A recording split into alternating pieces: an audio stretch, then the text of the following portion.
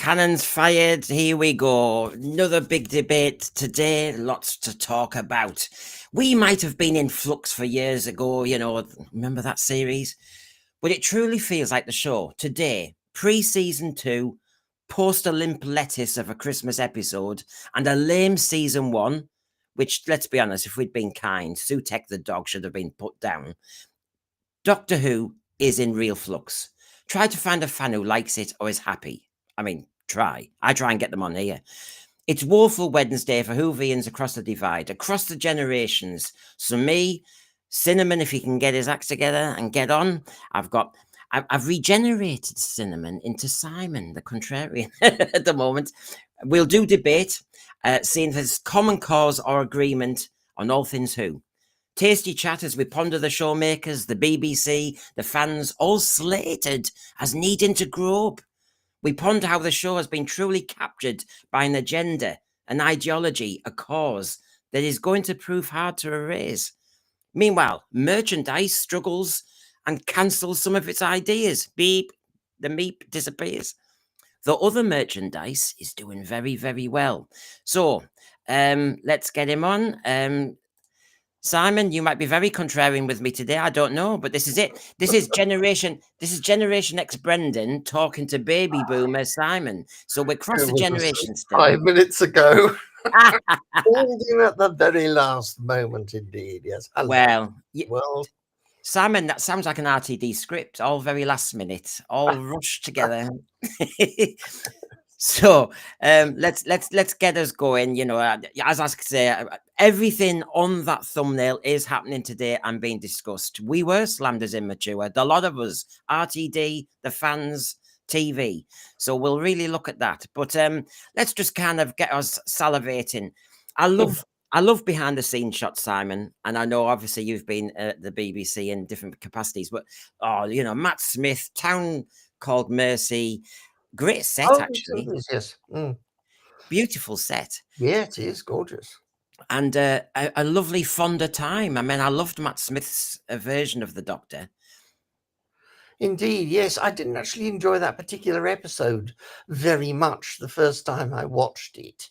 I'm not a great cowboys and Indian man, but it's the baddie was a very interesting chap. And his entire sort of background, where he came from and how he came, I would like to know more about that. There seems to be quite a lot of stuff that could be investigated. Well, we shall see. We shall see. Now, I promise colorizations as well, just to get us enjoying Doctor Who for a few seconds. The Chase. William Hartnell, The Chase. I mean, that tinge of colour. Look at that mechanoid there. I mean, it really does make me want colorize. I know I obsess everybody. You know me with my colorizations. I don't want them butchered, but that's it. Well, yes, I was one of the first people to ever put colour back on Doctor Who with the Pertwees in 19. I can't actually be entirely sure when.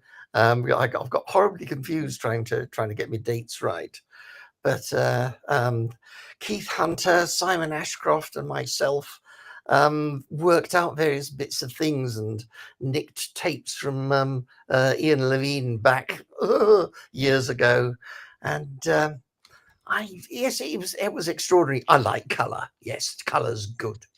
Yeah, well, you've got that one there, beautiful one there, Mechanoid. I've got Zero Room there. I'll send you a message, Zero Room, if you want to come on, because you're a similar generation. We can have the debate. But yes, I do like the Mechanoids. I have to say. And looking at the Chase, look at these aliens. Look at these aliens here. Yes. I remember seeing somewhere you see I've forgotten the planet. You've got magma and everything. Amazing shots. And it fascinating to see. And Peter Butterworth and just seeing it all in action. Look at that. The colour there. I mean, very nice. And I feel as though you missed that. That would be a beautiful episode. Look at that. It would. Yes.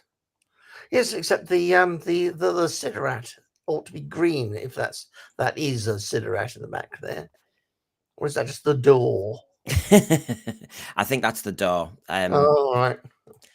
Okay. Well, you wouldn't have seen this, will you? That when I'm doing colorization, if anyone was watching Doctor Who, well, if you're on Doctor Who Watch anywhere in the media universe, if you'd have tiptoed onto BBC One watching Borders, you'd have seen that before somebody had a bit of action with his girlfriend, he was wearing Dalek underpants. I mean, I've only just worked out what the picture is. I is, couldn't is figure this it out. Yes. is this the level of Doctor Who now that we just happen to be on somebody's undies? That's it. That's it. And they're nicely glowing as well. Most Yeah, of they glow in the dark, so you can find yourself. That's actually the action. I mean, this is the oh, level of right. Doctor Who now. Oh dear, Mrs.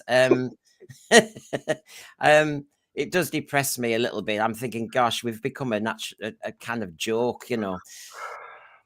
Well, or you could say we're close to the heart of life itself. Yes, you could say we're part of culture, but that's one of the big debate points we'll have tonight about what part of British culture is Doctor Who part of now. I did mention the merchandise, and I'm just going to rattle through this very quickly because my last thumbnail point, which is the one I can mop up quickly and prove my point and see what you think. Joy to the World's out there. I haven't ordered it. I'm trying to find somebody who has. I know some people say, well, one day I will if it's part of a selection. But there's that, Simon. But then you also hear that Beep the Meep is not going to be produced anymore, which seems strange considering the Star Beast. And you think, gosh, they obviously don't think the numbers are there or the interest is there. And you think, wow. Now I'll just show you a bit more, Simon, and then we can debate about whether we think this is actually one of those clues that the program is tanking. So you've got present day Doctor Who, it's not selling. But then you hear that the Savages, the animated Savages, and the BFI event is sold out. Sorry, the National Film Theatre Right. sold out. Then they're publishing a special edition of the script Doctor with Andrew Cartmel. You know, you start to think, hold on a minute, it just depends what aspect of Doctor Who we're talking about. And then, of course, season 7, Blu-ray, everybody's trying to grab one of them in March. Seems to me that classic Who is popular and present Who is struggling to make the money. It's a strange thing. I would not be happy if a small child of mine had a little cuddly creature that all of a sudden presented teeth quite like that. I would I would avoid that. I mean, the ones sitting in the gonks, Yeah. yes, fine, lovely, very cuddly, great stuff. Yes, but nah, not the evil. Well, Sadako 24, sad really. I wouldn't mind having my own meep. I have to say, and I'm not one who buys all the merch. I don't. But I think I would have been tempted with that. I mean, the eyes were amazing. And I don't know. I mean, I don't know what I'd do with it. Let's face it, a Beep the Meat plushie. But I can see how the kids.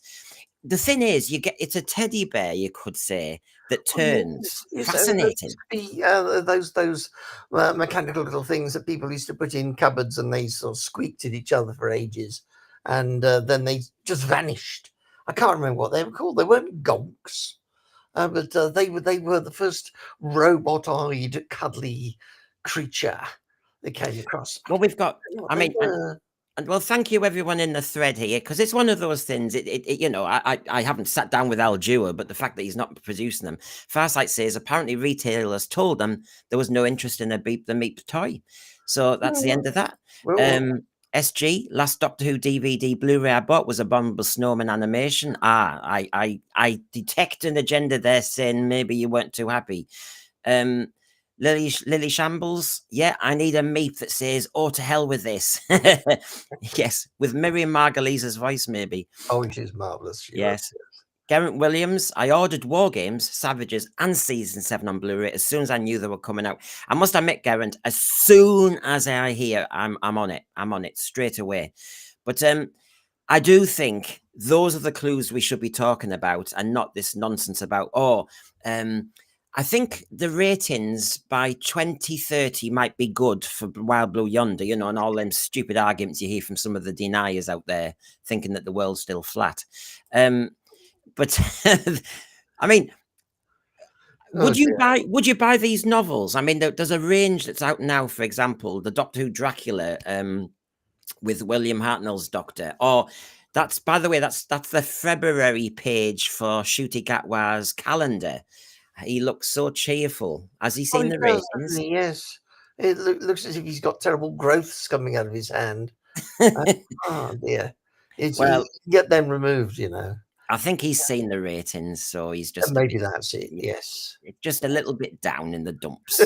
Um, um, I have a troll doll. Oh, Peter, I have a troll doll from Terror Oh, of the right. Ottens, but I wouldn't give it to a child. Well, Yeah, certainly not. No. Certainly not on a warm day. unless they're misbehaving. I mean, I don't know. Oh, right. Now, I just want to remind everybody as we go into the main argument today about RTD and the state of Doctor Who and whether it's our fault. You know, we're immature, as this article I'll show in a minute is saying. RTD in 2023, just remember, it's a quick reminder because I showed it in one show. Doctor Who maestro Russell T Davies hits out at rubbish modern woke scriptwriters who are obsessed with diversity rather than loving television, right? Classic. Well, that's a bit odd, isn't it? It is very odd. It's Yeah. a sad case of oops. So the producer of the show's 2005 reboot said many scriptwriters today did not love TV and were more interested in representation. I do a lot of mentoring, darling, and there are voices wanting to be heard of any gender or ethnicity. Yeah, we've seen them all in season 2 coming up, who consider themselves invisible. Do you really think Juno Dawson thinks they're invisible? They hate the media, then it ignores them, and they're trapped into wanting a job in that medium purely to increase representation. I read their scripts and they're rubbish. Now, yes. So what changed? What changed, I think, is called arrogance or hubris, which is Oh, everybody else's scripts, Simon, are rubbish when they do woke, but when I do it, RTD, it's different. well, it's certainly different. Well, I don't actually. I do my best to ignore it. It's there. If something happens, I don't like the look of it, I'll spool through it. I might have to spool back later if there was some degree of plot in there. In any program, if these days when we have the control at our fingertips, I realize I don't have to sit there and suffer an unpleasant something or a musical interlude that's just padding. I can skip through it. Except Except when it's Doctor Who, it's Doctor Who, and then he got to skip back again because there probably was some plot in there. Yes, very annoying. So, if everybody just parks that for a second, Russell Davies only 2 years ago talking about rogue scriptwriters write rubbish scripts. And now we come to the state of Doctor Who generally, and then we're going to go right into the argument. All right. So you've got here, I mentioned the other day, John Barrowman, of course, says he's been blackballed. But what was interesting is Gary Lee just today posted that behind the scenes. Sorry, who's Gary Lee? Hold on, I just said he says when asked backstage at John Barrowman Live if Torchwood will ever come back, the actor replied, "Not while that scumbag is in charge of things." Ooh. So interesting, isn't it? That things aren't happy on the Doctor Who ship. Remember, Chris Eccleston has slagged off Bad Wolf and the whole team. Yes. And not slightly. No, and right, we've got another generation member here. Hello, Brian. Hello, Brendan. Hi, Simon. Good morning. Good morning, indeed. So we're just in the middle of a debate. So we're just talking about how things aren't quite right on the Doctor Who ship, and I'm just looking through some clues before we all embrace the moment when I show the article when we're all slagged off as fans as being immature. So we'll look forward to that. So Gary Lee has just posted today that obviously somebody talking to John Barrowman behind the scenes on his tour, when he said he's been blackballed, part of his kind of promotion he was talking about, he'll never be allowed back on Doctor Who. And he said, you know, would you ever go back to Torchwood? And he says, not while that scumbag is in charge of things. Now that's reported, that's alleged, but it fits the Chris Eccleston vibe, doesn't it? It does. Yeah, it kind of does. Yes. Yes. Go on, Brian. Well, it's also said, Well looks like said. career I agree. suicide in a way. He's not helping himself with that at all. The thing is, though, I suppose if you're struggling to get jobs because of what's been said, all you can say is you've got to speak up for yourself. I mean, remember the article that I was just quoting from Russell Davies saying, you know, I do a lot of mentoring and there are voices wanting to be heard of any gender of ethnicity who was very invisible. Well, some actors now who feel very invisible, partly because of their link with the program. And I suppose they're angry with maybe how he ran the ship. Minorities can show up very well if they want to, and majorities are silent. And in a world where there's pressures, the minorities tend to get targeted and might sort of shout a fair bit. And people, like Russell, will say, "Oh, we've got to give them some airing because they haven't had any for the last 50 years or something." The thing is, though, he said, I don't. The thing is, Simon, obviously I've done articles where he says he doesn't like to be questioned, and I do get the impression now that RTD probably it runs it like a fiefdom, and you don't question such a powerful figure in TV. Now Geraint Williams, I'm giving you a job because he says, I thought John Barron got on well with RTD. I'm seeing him in London in a couple of weeks. Right, you know your job. You're reporting for Sensphere. Get back to us. We want to know the truth. And actually, by the way, tell John Barrowman he's not blackballed on Sensphere. He can come on any time. I'm glad to say we couldn't see from that angle if his balls were black. No, it's not. David Harding, good to see you. The troops are here. The classroom is assembling. There is speaking up for yourself, Brendan, but if done the wrong way, you could be hurting yourself more than helping. The trouble is, I'm wondering if John Barrowman's got I'm saying this as a kind of expression. He's got his back against the wall and he's thinking, look, I either have a career by fighting for it or I'll lose it. And he is a talented bloke, so it would be a real damn shame if he just lost out completely. I mean, appalling, yes. Brian, where do you? I mean, you know, we hear all these. We're Doctor Who fans. We hear whispers. We hear rumors. Where do you think your vibe is on this? Well, a lot of the people seem to be glossing over a particular part of the story, which I don't know if he says is the not the truth, the opposite. Sorry, I did just wake up. John Barrowman. Welcome, John Barrowman said a lot of the rumors are false, and the one in particular was it's so hard to put it. How do you put it? Disrobing slightly, or taking, as Seinfeld said, it out. And then Camille, I don't know how to pronounce Camille's last name, but then Camille Shoulder had a little friend on it for a while. Yeah. Until she noticed it. I believe that's the one. I don't know if it's fake or not, but what I do know is that, I had no idea that his career was in tatters right now. Well, of course, because we have the beautiful cancel culture people who are running media at the moment who, if they have a sniff of a problem that they don't like the sound of, they run a mile, even if there's no judge, jury, police or anything. Yep. The other snag is, though, and I don't want to repeat it today because I think us Doctor Who fans are bored with talking about Juno Dawson and everybody else at the moment. But the truth is, they have said some controversial things themselves, but they're in the program. So you just think, hold on a minute. Okay, he did something, and he says in the article, he apologized. He has fronted up about it. He has acknowledged that he would not do that again. So basically, I thought all the lovies and the lefties love progressive rehabilitation and, you know, helping people learn and go on a journey. Isn't that part of unconscious bias training where we all have to learn that we're all scumbags and then we've seen enlightenment? So, well, I would agree with that. Yeah, I mean, if you want to use the word atone and say, has he atoned for his sins? I'd say yes. Yeah, I mean, look at Louis C.K. the comedian. We all know what he did.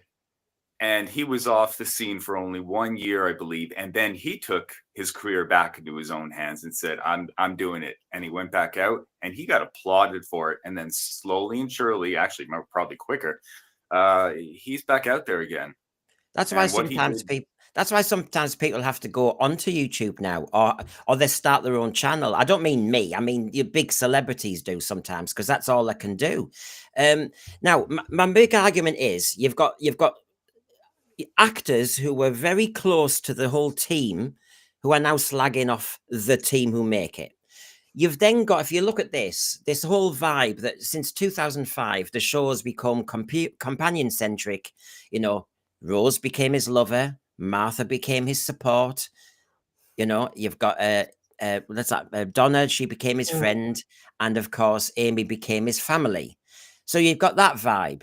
Then if you think of our two classic actors here, who it wasn't long ago were saying this. I mean, they've changed the tune now a bit. You know, Doctor Who had been very successful for 30 years without canoodling anywhere. And there's Colin Baker saying he's an alien. So what's he messing about with human women for goodness sake? So again, you've got RTD. You've got RTD's a concept. And it's playing through now where I've mentioned the merchandise is going down. The ratings aren't very good. There's a fair few actors who've worked with him who aren't happy with the crew. You know, I don't sense this is giving us longevity. I think this is making it's putting us in a dangerous position. But I'm going to bring both you lads in, but I want to show you one more slide. While he's brought cheek and flirtation and sex into Doctor Who, which even the classic doctors say wasn't there before, you then look at his writer's tale, and behind the scenes, he happily objectifies actors who he's got on his show when he's talking to Benjamin Cook. But when anybody else does anything sexual, he cancels them. And I find this is interesting, isn't it? So they were talking about, you know, somebody from Creer's Folk, one of his younger actors then, of course, and of course how he was gorgeous. And basically you can see here, he's talking about, this is RTD talking to Benjamin Cook, a younger lad at the time, about how he adores Russell Tovey. And, you know, it's all about sex. I fancy midshipman Frame. I know it sounds weird, blah, blah, blah, blah, blah. I'm still thinking of Russell Tovey for Frame because he's brilliant, he's sexy, he's gay, right? And then just one more there. And then he carries on a month or so later, talking about David Tennant saying he's got to learn all the lines, but he's told Julie Gardner, RTD, that he's coming off holiday early because he wants to see Russell Tovey in action. How is a man with sticky out ears so completely beautiful? And he's gay. I can't bear it. Matt Jones said to me yesterday, you're the only executive I've ever met who talks openly about fancying his cast. Yes, but I'm the only one who's actually not blah, blah, blah, doing something to them. Now, the point is, he's allowed to have urges. You know, we're all human beings. But what I'm actually saying, I'm not being pious. I'm just saying, isn't it interesting that you've got actors who are slagging off the Bad Wolf team? You've got RTD putting sex and sexualization into Doctor Who in lots of ways, and some of them don't seem to work with the public. And then when you see one of his publications and what he thinks in private, he actually does lech and, you know, talk sexually about the actors. Do you know what I mean? Yeah, well, yes. There are two things there. There's the scripted, carefully thought out sort of world that he runs professionally, and there's the everyday cut and thrust of real life. And the two can be different. I mean, it's rather like Elon Musk coming up with really stupid comments off the cuff, and then doing something incredibly marvelously extraordinary with his technology. When he thinks long and hard and deep about things, you can be great, but when you just go click, oh, that's a good idea, it probably isn't. And I think that's possibly the dichotomy that we are experiencing here. Well, the other dichotomy is, I mean, he's not in charge of safeguarding. He's just the boss of the show. I was in charge of safeguarding. And of course, in my case, it was teenagers. Yeah. And of course, let's be honest, in other jobs, I won't do the teacher one because it's we all know that the lines there are very, very clear. But you know, in a workplace with lots of adults, I'm sorry, but if you're the boss, you can't talk about like that about other people who work for you. No, I You agree. can't. That's an human resources nightmare right there. The funny Anybody thing, else? it- Anybody else would be sitting? Oh, sorry, Simon. Go ahead. well, Please. I was going to give an extremely out of date experience from actually working at the BBC. There was a heck of a lot of sex going on. I wasn't aware of it, but there was a lot going on in strange corners and so forth. I won't go into the mechanical details. But Simon, I understand because I worked in offices where there were mysteries about who has the footprints on the mirrored glass in the elevator after the Christmas party. You know, I mean, you have these moments. That wasn't teaching. That wasn't teaching, by the way. That was inland revenue. But right. but we're allowed to do what we want when you do tax. Oh, But but the issue was he's supposed to be a progressive. He's supposed to be this enlightened showrunner of, you know, trendy, well represented. to say, I mean, there's his professional world and there's his private world. But being He's somebody who's mixing the seen two, everywhere, though. his private world is seen in the professional view. So it must be extremely difficult to be Simon, and I don't know what you think, Brian. They knew that these emails were going to be made into a book, then was going to be published. So he always knew. And I'm sorry, but I'm trying to think, when is the boss off?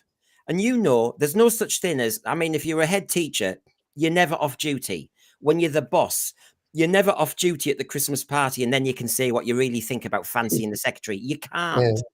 And so, Brian, what do you reckon? I think he's out of order. Well, I think so too, and I think also that he's moved the goalposts now as to what's acceptable and not. Back then in the day, I mean, as Simon said, you know, things were swinging at the BBC.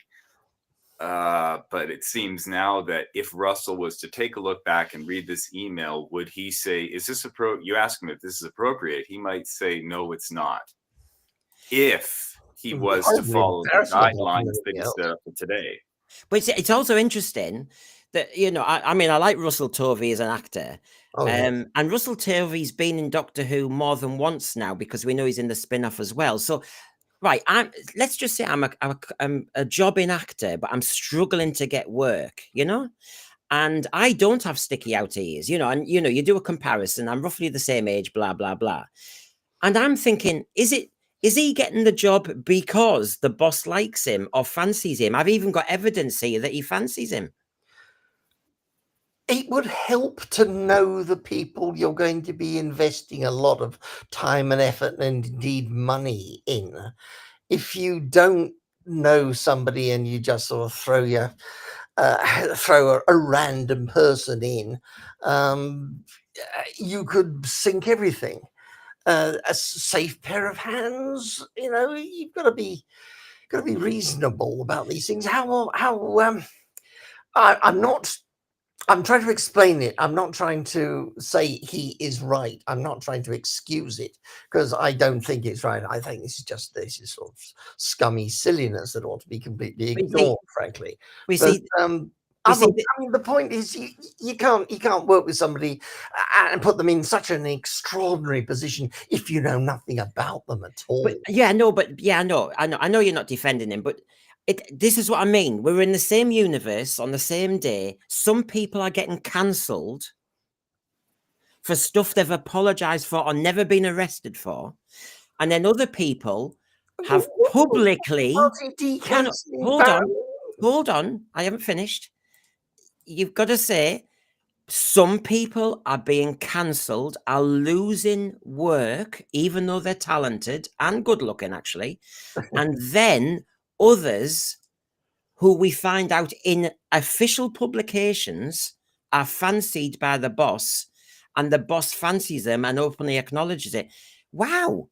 I mean, but it's not the boss who's doing the cancelling, though, is it? I've Oh, lost. well. Let's put it this way: does anybody in the thread thinks RTD is going to give John Barrowman a job now? Because He I would. don't think so. No, I don't think so either, because it would be terrible publicity. I Well, don't know. wouldn't this be bad publicity if people actually bothered to read these things? Well, I've said before, I think that us talking about these things make them a bigger and bigger issue. But it's all part of the world zeitgeist, you know. the massive things that have happened today, we're not talking about. We're talking about this. Bit odd, But the thing really. is, yeah, no, but you've had the Me Too campaign, which was serious. Yeah. You've had certain directors and bigwigs in the media world in America who I won't name, but you know who they are. And they've been challenged on their approaches to women and how they've objectified women and treated women. And then you've got a showrunner who's openly saying stuff like this, didn't act on it, but, you know, come on. It's not quite the casting couch, but we're on the way. Well, Trump is the leader of this, isn't he? And if he can get away with it, everybody can. Well, I thought the that's the progressives whole didn't world. want to compare themselves to Trump, though. I thought they wanted to say they had a higher level of morals. We're back to the what changed question, aren't we? Well, we are, but this is the argument you have when you're arguing with anybody who says they're very progressive, that they suddenly say, well, if somebody who we can't stand does it, then it's okay. And you go, hold on, you're supposed to be the pious ones who hold everything to a higher account. Well, it's supposed to be progressive anyway. I mean, come on, RTD, he's done speeches, he can't stand Tory scum, he slags off the right, he slags off Trump, he slags off loads of people, and therefore he thinks he's better behaved, has better morals. Hello. Yeah. Well, I mean, it's two sides of the same coin. He definitely thinks he's above everybody else, at least in talent. He does like to toot his own horn. And he's made some great stuff. Yeah. But as far as his behavior goes, I mean, when it comes to cancel culture, there are different degrees of, you know, we'll call it like an infraction. Let's use that word. And, you know, for somebody like what John Barrowman has done compared to, now we got to pick a bad one, of course, which I normally don't follow these things. Well, aside from like Louis C.K., the comedian, or if you get into worse things like, you know, one of the musicians that beat up his girlfriend years ago. Yeah. Well, we won't name them. We won't name them. Yeah. I can't remember, and the name's not important. It's just, it's the act. You know, we have all these different degrees of things that they've done wrong. Some I think are forgivable, and some are not. And that's part of the hard thing about the cancel culture is that everybody is just having their careers and lives ruined. And when you take a step back a little after time passes and you think to yourself, should we have done that? Do they deserve this? And quite frankly, I don't think John deserves this. But this is why it's also, and I'm going to move on to the article about us lot being immature apparently as well. So don't worry, everybody in the thread. But just to kind of wrap this up in a different way, it's interesting that for good or bad, the season 2 writers, you know, I'm not going there again, but we all know that what everyone said, they've got the job this year. All we need to know is in 5 or 6 years' time, because of some of them have said some very provocative statements, you could find that some of the episodes they've written now are going to be cancelled in the future because of what they say, and because what they have said that is provocative or controversial is seen as in the future as not popular. He's not because of the content of the program, but because of the content of their lifestyle. But this is what's going on. I don't approve of cancel culture, but I'm trying to point out to the progressives who 1 minute like to cancel people and the next minute give somebody else a free pass, that some of the people they're given a free pass to might be cancelled themselves in the future. And then Doctor Who might find Fear Her and other things are taken off again and edited. Look at Neil Gaiman. I'm naming him, but I'm not going there because I know there's now going to be a court case now. But what I will say is, Oh, crikey. no, what I'm saying is that he had two stories. And of course, the way the cancel culture works is, will they end up thinking they must pull those two stories from the universe, you see? So isn't it best to keep away from anybody who's actually said anything unless they fully apologize for it? Or I don't know. What's... Well, I think when somebody does something terrible, it's normally to an individual. If that individual who has been wronged can accept the apology and the perpetrator really means it, I think that's the end to it. The rest of the world getting on high horses and complaining about something that is in the past and has been sorted out, has been arranged, has been admitted it was wrong, has been agreed. They're protecting people who don't need protecting from things that don't exist anymore. Brian, what are your thoughts? Well, unfortunately, we live in a time now where everybody's connected online. This is a wonderful place here, but I'm talking places like Twitter, Facebook, all the social media where people can just post one really bad comment or say, or they feel like they're doing like they used to call them the social justice warriors, the SJWs. You know my story? Sorry? Yeah, well, I was picked up for some posts I put on Twitter by a politically sensitive lobby group, and it made the front page of the Times. It made live radio several times and live television, and I was mentioned by name in each one. I'm not going to go into the details again. Yeah, it's okay. What I'll do, Simon, what I'll do now then, Simon, is I'll cancel you and take it off now. Right. As always, if I could finish, the problem is that the internet's given everybody a voice. Okay. And the big problem that we have now, unfortunately, is all of these voices can say, boycott this company, boycott that company. They're publishing Neil Gaiman's comics. They're doing this, they're doing that. And no corporation wants to take on that kind of risk.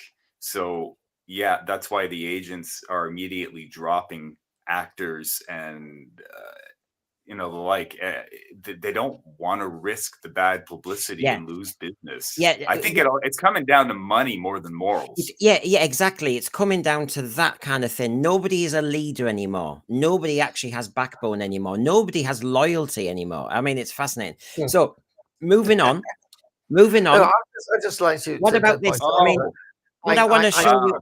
Yeah, as I was saying, as I'm just saying. I mean, what I'm trying to say is you've got what Rtd'S done to the program for good or bad. I've listed some examples there. And then, of course, you've got, well, what would your preference be? I've got two choices here for the thread and for the two lads. I saw this picture and that was a gift. I thought, would you go there? Would you have the 15th Doctor in the 6th Doctor garb? And there is he now much more classic? Is he more acceptable? No. I never particularly cared for that costume anyway, but it does, in a way, work, and I don't know why. Right. Well, I'm seeing how the threads take to this, but then I've got one more picture. So if this one you're going, well, I'm not too sure. Try this one then. A lot of people, including myself, we really didn't want to go onto a female Doctor. It's a bit like a female James Bond. It was unnecessary. So. Why don't I show you what could have been then? Are you ready for some timey-wimey parallel universe? Here we go. Now, that is bizarre. There's that could have been the 13th Doctor then, eh? Now, is that better? No.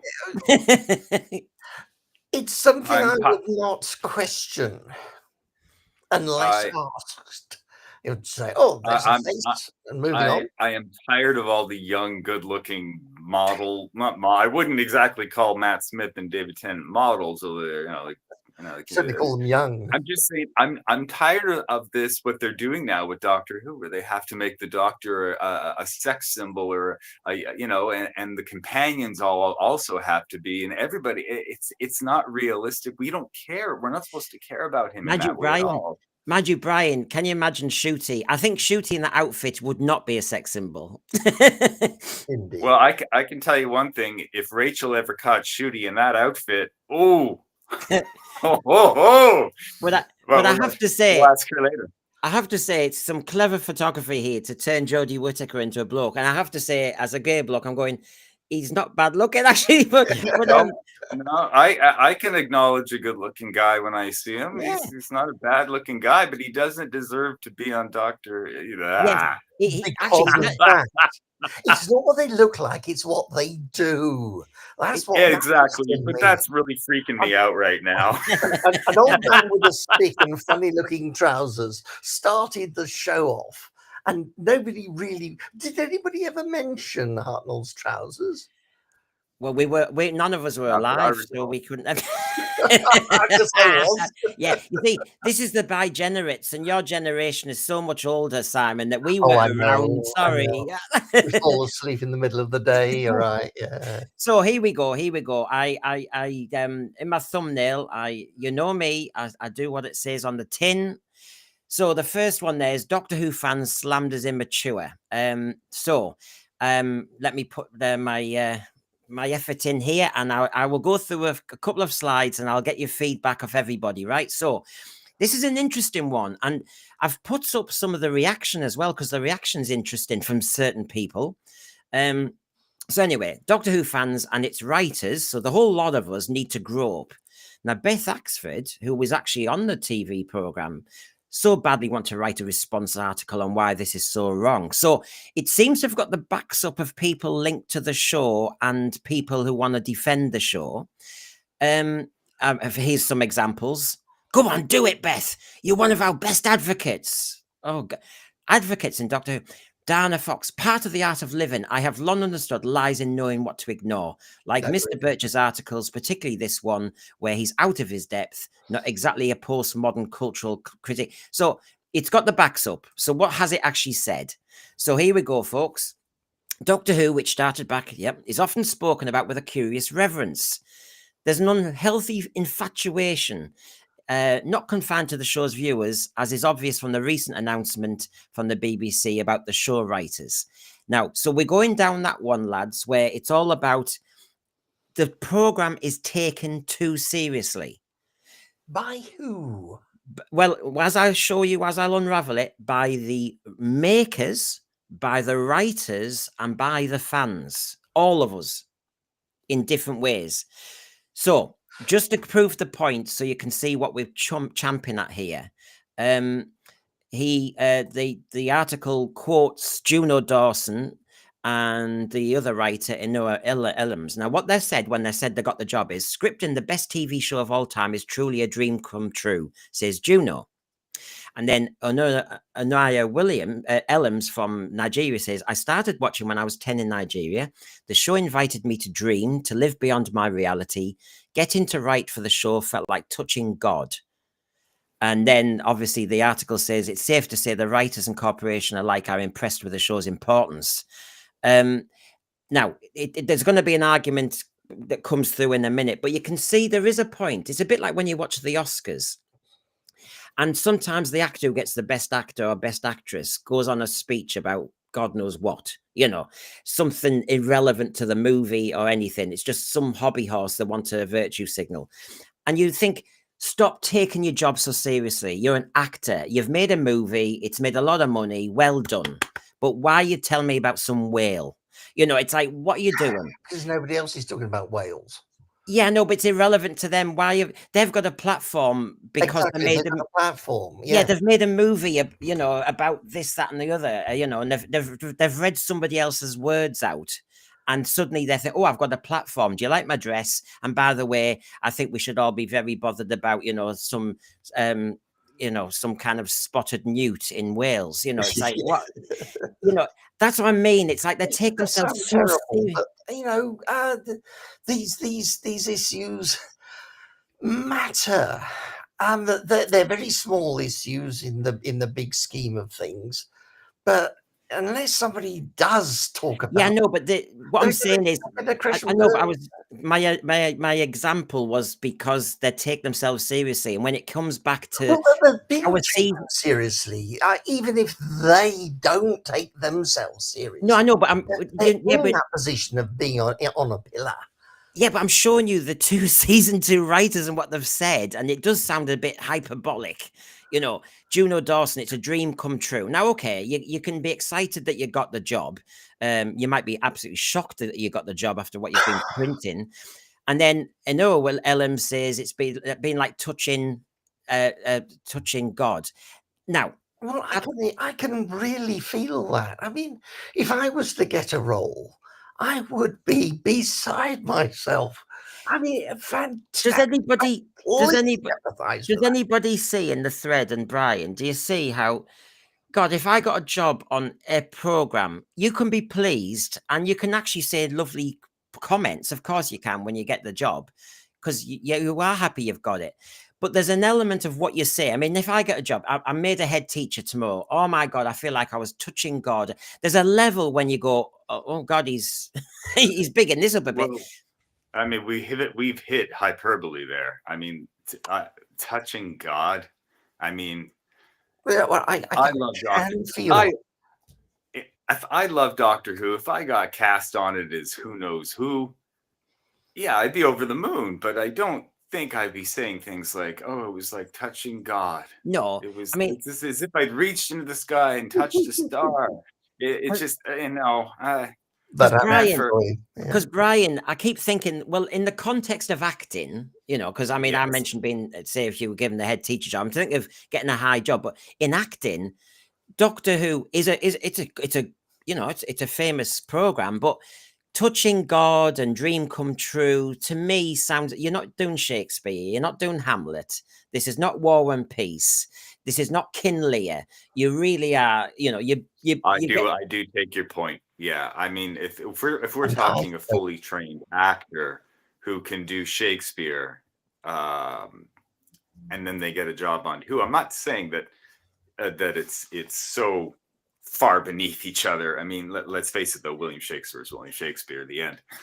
But yeah, going on like that, it's a little much. It's a little much. I can think of two massive Shakespearean actors who have been in Doctor Who and who have loved it. Yeah, yes. but now we've got. Let's have a look here, because it develops an argument. I get the point, and so if I go big, so you can see it again here. I don't care about the content of Doctor Who, but somehow I do care that the BBC has become so clueless as to present it as important drama. And they go on a little bit further. I see Doctor Who being presented as a pinnacle of contemporary culture and feel that a vital point has been missed. The horror of Doctor Who isn't Daleks or woke politics. It's these days we are asked to treat a mediocre kids' TV show as a major artistic achievement. Now, they do go on to say that low culture is very enriching and is very important. They're not being snobby, but do we fans, including me streaming now, have to say, hold on a minute, we're going too far into taking Doctor Who so seriously?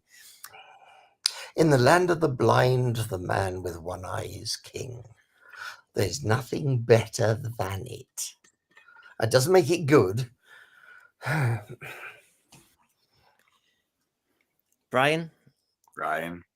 Are we making too big a deal of it? I'm sorry, just I was waiting for Simon to say more. Oh, well.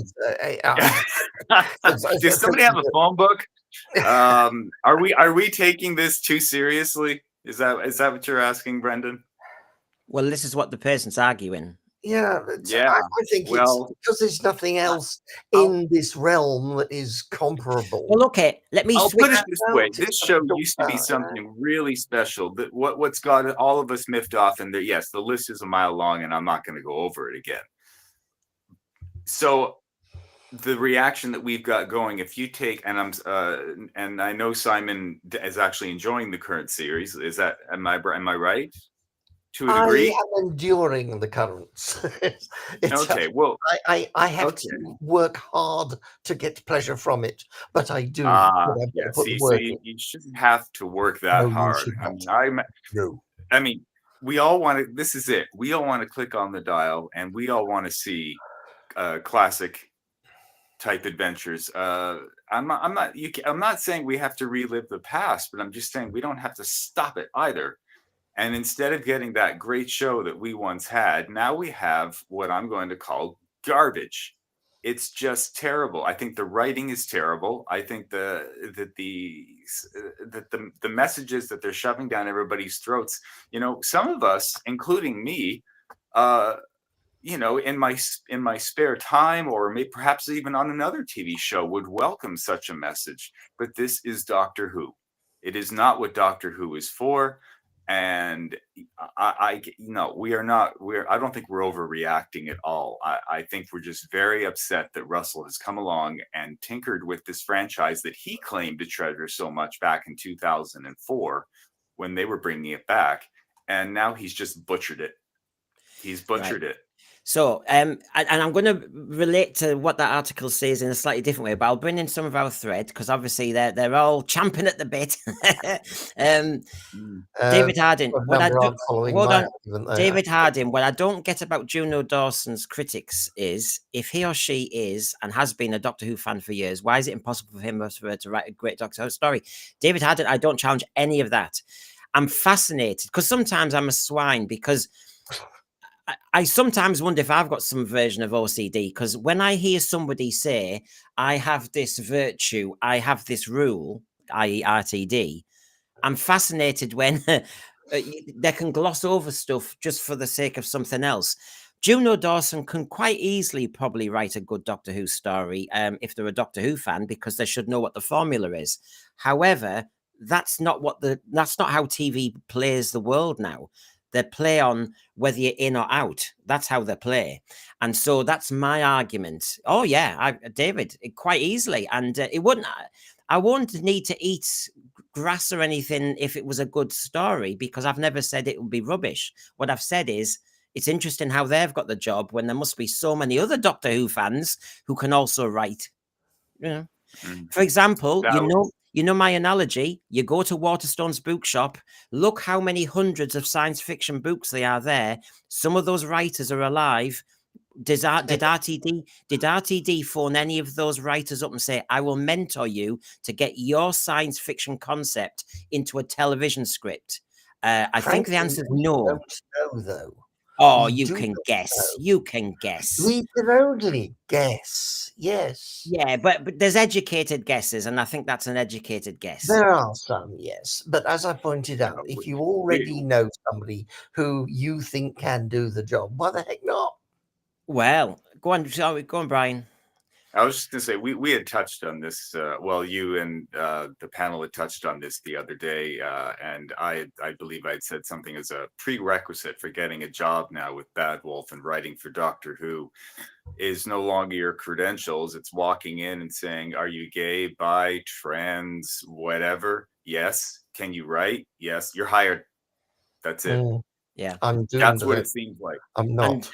And then you look at some of the people like John Barrowman who can't get back into the program, who have a history and experience of acting, sing. You see, Doctor Who now does songs. He can sing. I mean, he should be really lined up, shouldn't he?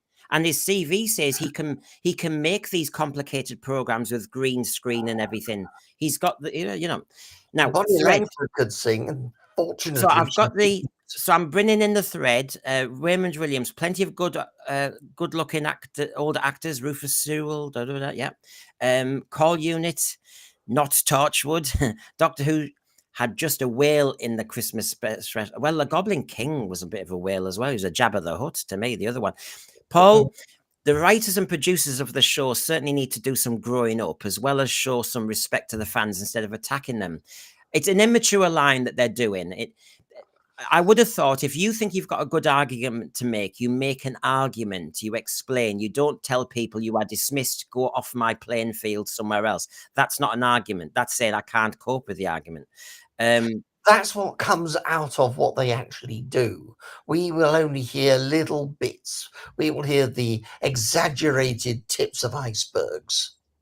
Except, but you see, I know you, as the contrarian, are trying to defend them a bit, but I look at a full article, and that article they know is getting published, and it's part of a publicity campaign for season 1, so they know exactly what they're doing.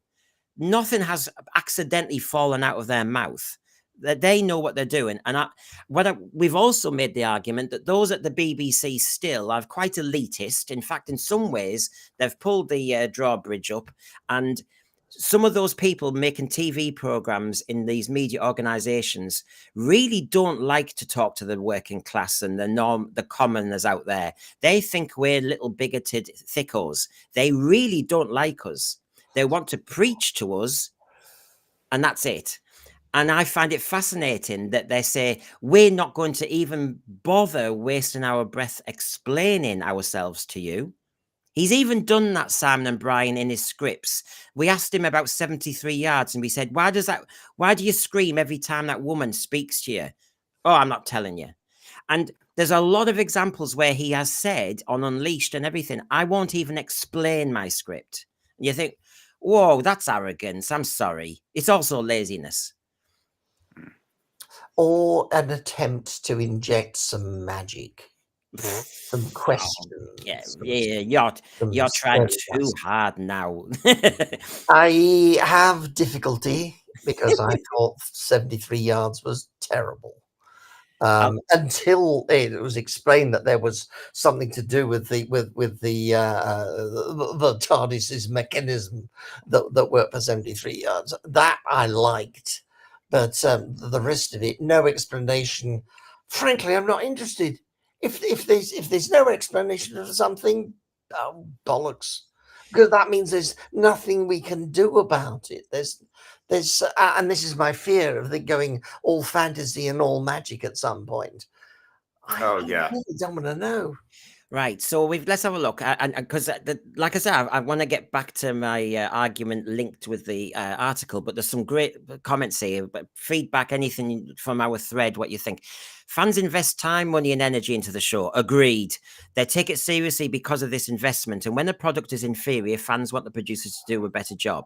As I said, I will boo my football team. I will shout at the players. I'll be there next week because I'm a fan and I've paid 600 odd quid a year to watch Dross. Now, the point is we are all committed. So I do think we're allowed to have a voice. In fact, I'm sorry, I'm also in Britain. We're supposed to have a voice anyway. It's just that some people who are extremely progressive seem to think you're not supposed to have a voice and you should be silenced. It's a very interesting concept. Define progressive again. I mean, there is... Well, what I will say, I'll say very quickly for the sake of argument, because this is a Doctor Who stream, not a politics one, but I'll say sometimes people who say they're on the left and they accuse the right of being very strong or fascist or something, suddenly say very fascist, authoritarian things themselves in their thoughts. Yeah. That's what I'm saying. That's what I'm saying. Fair enough. I'm on the left, but I'd like you cancelled. Right. That's a very strange concept. I'm on the left and I want you thicko commoners who are watching my program just to love me and shut up and don't criticize. Right. Okay. I can see what side you're on. You need to look in the mirror again. Lee Smith. I take sci-fi very seriously. I take people's inconsistency very seriously, but current Doctor Who isn't even... Yeah, it isn't even sci-fi anymore. And that's what we're arguing about, isn't it? Raymond Williams, the last 8 years, Doctor Who's been very lowbrow TV. It's been garbage, forgettable fluff. Divine and Dragon, I think's probably on his way to work. Late comment, but it is inappropriate for a professional in any capacity to use a medium or event to virtue signal for an unrelated event to what amounts to a captive audience. It's unethical. Signaling. I take offense at virtue signaling argument. I don't think these people are just saying it to be cool or something. What you mean? Like Emma Thompson flying from America to Yes, I stand do in? mean that. Yes. Yeah, Emma Thompson flying probably first class or business class to London from America to stand in London and say we all need to take net zero seriously, then gets back on the plane and goes to America. You mean that sort of virtue signaling? Well, that is stating a fact, but she's also got to live in the real world. Have they heard of these things? Do you know, I don't have their money, but let me remind ourselves. Brian, are you across the pond in Canada? Yep. And we've not had to fly to each other to make this program. No. So please, can somebody get on the phone to Emma Thompson? And I love her as an actress, and she's a very talented scriptwriter. But I'm sorry, that didn't land very well as a virtue signaled. I agree utterly that we should be using vastly more exactly this technology we are using effectively at the moment. But it is still true to say that face-to-face has more impact. And that was said at some length this morning on the Today program. And in lots of ways, I listen to the Today program almost every day. I suggest it. Well, you've got. If I may, quickly, Brendan, there's a saying. I don't know if you've heard it. It's mostly in America where the quote right wing will say, "Shut up and play." They don't want players making any political statements, etc. Taking the knee, stuff like that. I have never had any problem with any celebrity voicing their opinion or voicing their concerns for the environment, the whales, you name it, while they're on stage accepting an award or in an interview, etc. The thing is that yes, they have that platform. And they know that millions of fans can be watching them right now. My problem is with the fans. I just want everybody to stop for a moment and think, get your head screwed on right. And are you agreeing with them because you really believe it, or if it's because they're your favorite star and you want to emulate them? Yeah, and that's a fair point. I think some people really do want to emulate their idols. And the other kind of counterpoint to that is also, it's sometimes a shame that when you actually really like an actor or you like the part they play and you like the program they're in, let's call it Doctor Who, and they make a political speech and you might not be on that side of politics. And so, unfortunately, it's introduced. Yeah. It's introduced a context that you don't like, and it's a shame because the program should be just an enjoyable, thing. Now, can I just come back to the argument here? We've seen this slide where they say that that they're making Doctor Who sound as though it's an important drama and it's a vital part of contemporary culture. I think this is the problem. I think the problem has been when it was a niche TV program that we watched and nobody else did. Let's remember those days, right?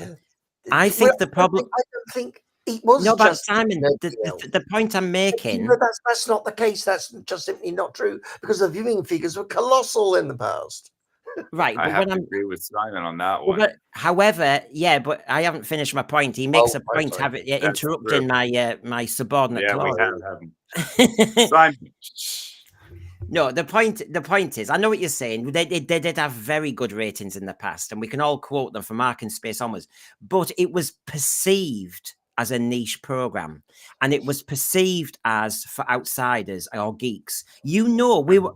If it was getting 27 million, and we'll all quote our best TV ratings for Doctor Who, how come we all felt like outsiders? We were all slightly embarrassed.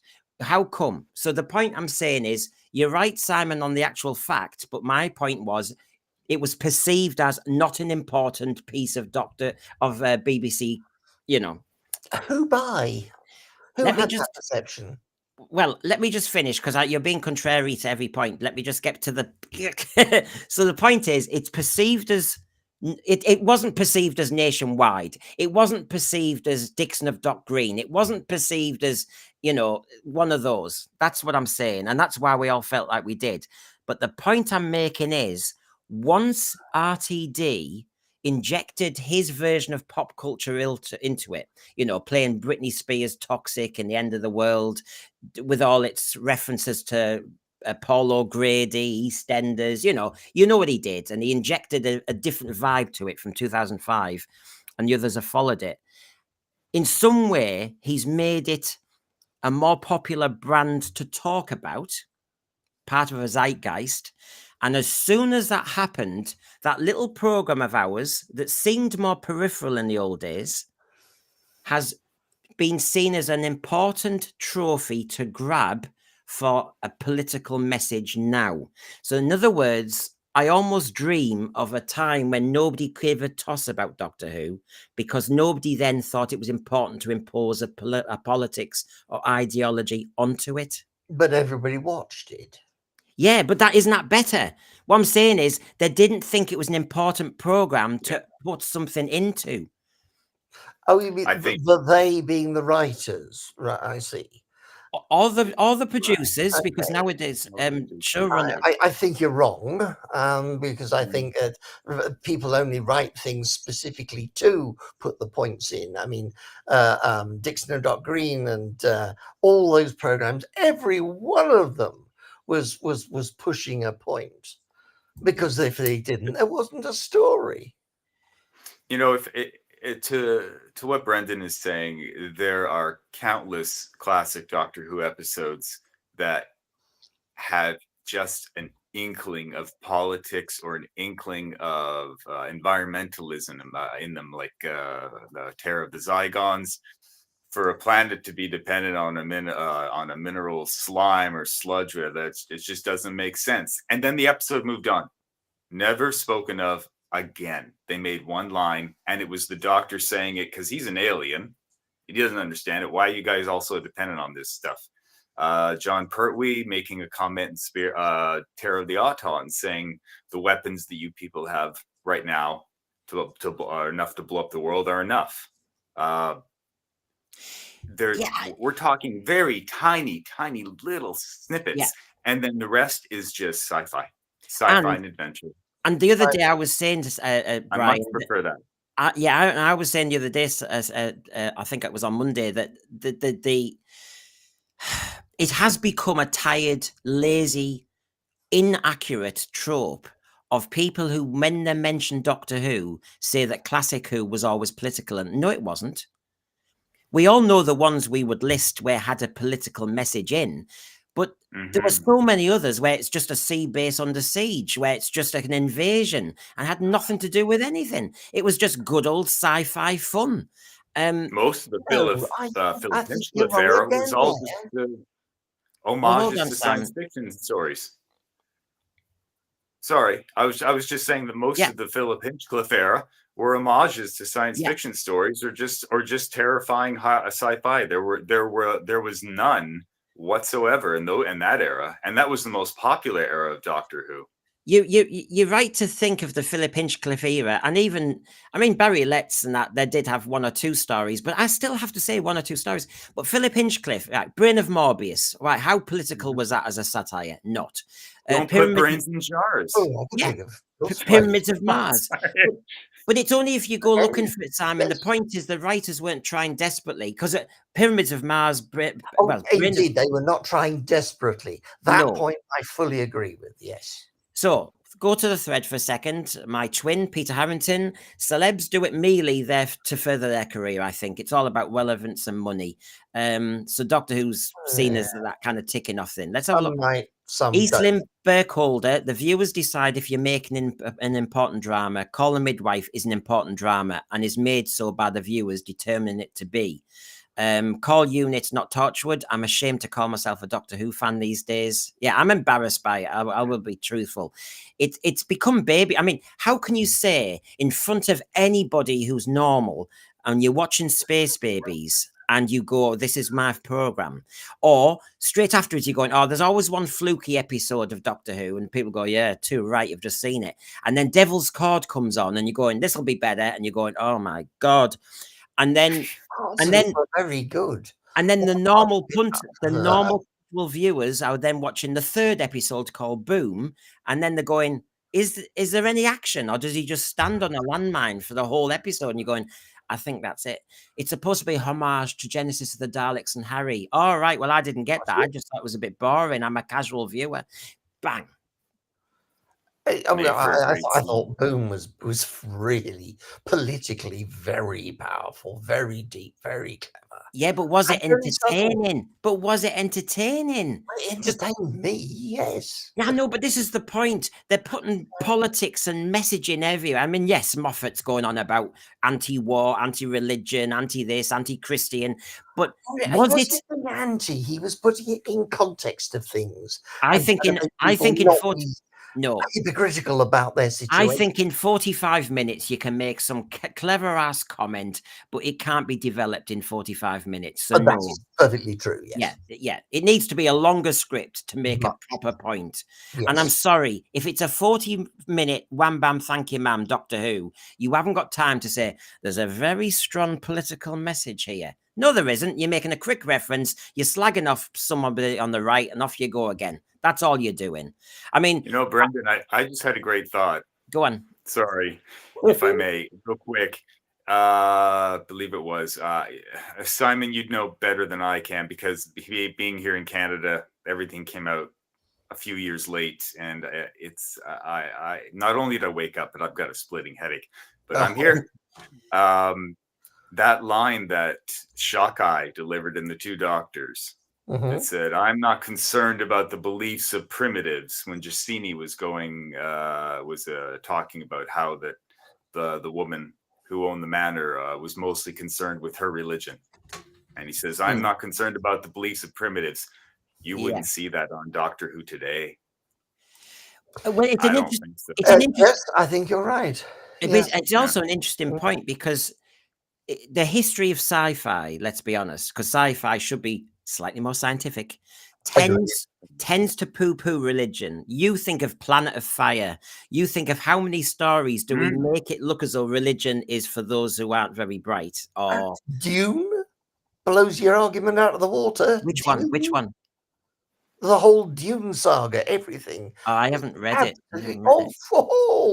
Well, that's why you said that, because Dune is 100% religion. Well, as a Doctor Who fan, I was quoting Doctor Who, of course. Oh, right, fair enough. I haven't read every sci-fi. I mean, I always used to say to the kids as an English teacher, I haven't read every book that's been written. I mean, hello. I mean, so Paul really is a biggie. I think you'd like the books. I might probably do. Paul, I wasn't embarrassed being a Doctor Who fan in the 70s. Yeah, that's true. We played, I was Davros, you did the hand and all that. Everyone watched it and we were all talking about it in the playground on Monday. Yep. Tick. It was only in the 80s that viewership waned. And that was weird because I'm about to do a program with John about Doctor Who magazine. And I was collecting all the Doctor Who magazine covers for the program. And I was looking at all those with Peter Davison on that era. And actually, that's when I was so excited about Doctor Who. But I was hiding it in my school bag. I wasn't getting it out at tutorial time. I was hiding it. So I think there's two. Yeah, you're right. I personally think you're right there, Paul. Another Paul Richards, they've humanized the Doctor to make him relatable. That's the problem with New Who. That is a problem, certainly. Yes. Yeah. Mm-hmm. Yeah. Call unit, Doctor Who needs to be cancelled and take a break for a few years. I have to say I'm onto that now. I think it's getting hurt. Yeah. I'll say that nicely. I think it's getting hurt. And I think just let it rest. I know I'm a Doctor Who fan and I'll want everything unraveled. It's not possible. And I think what I've got to learn is a bit of amnesia. And then we come back in a few years. And I think as long as we never mention that again, I think we're okay. Yeah, don't mention the war, that kind of thing. Don't it's like 40 hours. Yeah, I believe it should be canceled as well. I know we've got more than enough of a back catalog on Blu-ray and DVD to keep us entertained until they bring it back again. superb and stuff out there, as well as some rubbish. well, we've got a celebrity. We've got a celebrity joining us, Scottish Davros. Good to see you, my friend. All the way through since the red button with the children in need moment when Davros was changed, and Scottish Davros quite rightly was furious, and I totally backed his cause. But he says, sorry, but entertainment and politics should never mix. Doctor Who was topical, yes, but never sledgehammer partisan junk like now. Don't sit on the fence, Scottish Davros. But Peter Harrington, the mutants I always love. A damn good story with a political. Yes, well, yes, and it's a nice one. It's one of those right at the end. You're going, ah, ha, ha, how ironic, because that's the one where they didn't realize they were related to the mutants, isn't it? I think that was more evolution than yeah. Political. Well, with the Marshall. I'm sorry. Go ahead, Anthony. Sorry, Simon. Yes, complicated story. We're on a last name basis now. Well, quite, yes. I hated school. The point I was trying to pick up on is it's talking about sledgehammer politics. If you look at anything, you can pick out a bit and then make it absolutely huge. I can pick out bits of the old stories and think, oh yeah, there was a really powerful point in there. And it only needed to be said once and slightly, but that could have been described as sledgehammer politics. I was watching one of the Hartnells, I can't remember which. I mentioned this. And there was a rape scene in it. It literally was. Barbara was being attacked by this great, massive bloke in a locked room. Oh, you were saying Keys of Marinus. Yes, Keys of Marinus, indeed it was, yes. Nobody mentioned that at all. Nobody picked up on it. We're all going to look now. We're all going to... I have to say, I haven't watched that for a while, so I need to have a look at that. I know. Yeah. That would be shocking if it was seen as what 5:15, 5:25. Which he was. Boomer Doug, who's still around. He was on Monday. Stories well told. That's all I want. Yeah. I'm a bit sick actually a bloody good story. That was a marvelous. The Keys of Marinus was really. I'm a bit sick of writers showing us. I'm a bit sick of writers showing us how clever they are. Entertainment with a capital. I think that's the very point, Boomer Doug. The point that the article is making is you are only a writer of a TV program. You are only a producer of a TV program. And if the TV program's seen as low-level family drama, I'm trying to kind of see how he's pitching it. Or as he says, mediocre kids TV show. I wouldn't go that far. The thing is, that's it. If you're a soap opera writer, don't start thinking you're it.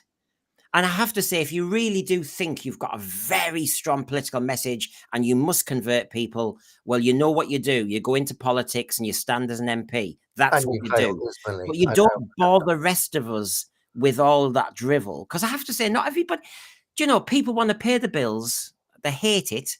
Get on with life, bring up their kids and be happy. And have a holiday now and again. People don't want politics pouring out of every pore of them every day. We hate it. And so please, when Doctor Who starts and that fantastic music, can we please escape it all and forget that we can't pay our bills and forget that we can't afford a holiday or the heating bills? And can we really just enjoy going to the planet? Blah. Please. I'd agree with that entirely. And I'd like to add, though, that the way we have lived our life up to this extremely amazing technological advancements that we've got today, we had no idea we were destroying the planet in the process. We did not do it deliberately, but we did do it. It's possible for us to carry on living our normal lives and not have a clue that we're fixing the world. We can do. But what gets me is anybody to have any knowledge. But what gets me is we've all read 1984, and President Xi will be doing it now. You get a communist party or you get the party, and they make rules for the plebs and they do the rules differently. And all I seem to think is, I've said Emma Thompson, RTD, all of them, they all have a rule until they break the rule. And they think they're more important than they are, and they don't really care for the people at the base.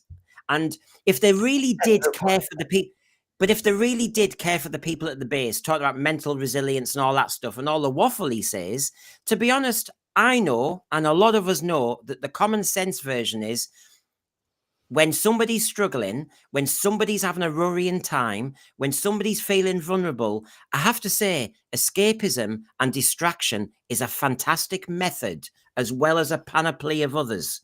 I agree. And really, we don't want to be reminded that we're on the wrong side of politics, or we're on the wrong side of history, or we're on the wrong side of luck. We sometimes want to, we just want to buy into the program, going, this is my program. For 25 or 45 minutes, I am going to be able to switch off, maybe laugh at one or two lines, look at some of the amazing cheek of a British institution doing space adventure, just enjoy it. A good episode, though, can allow you to do both. You can look at it in a shallow, surface and restorative way, and then come back later and pick the gems out. Right. Find the Easter eggs. There were no Simon, there were no gems in Space Babies. There were maybe nuggets in the nappy, but that was it. There were a couple, and they was at the end when they were talking about the silliness of a society that would say that you got your babies, you set up a system that has in vitro entire growth, and then the world changes. But you've got this terrible thing. Oh, we can't kill them. And then the astonishing thing that you can't kill them, but we're not going to do anything to keep them alive. We'll just leave them there. And then they've got a refugee planet that won't allow anybody to come into it. I wonder why that line was thrown in.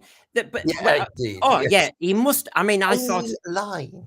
Yeah, but Simon, it was a line, and I thought that was so horrible to slag off the Polish government like that and the German government. It was so unfair. All those European countries who've shut their borders. I mean, it's a shame they should look to Britain, open policy. But the thing is that he was trying to have a dig at his own country, as per bloody usual. And of course, the irony is half of Europe are doing it and Britain aren't. The thing was, and right, his Space Babies script, since we're onto it, looked like to me one of those very inexperienced teachers I used to mentor.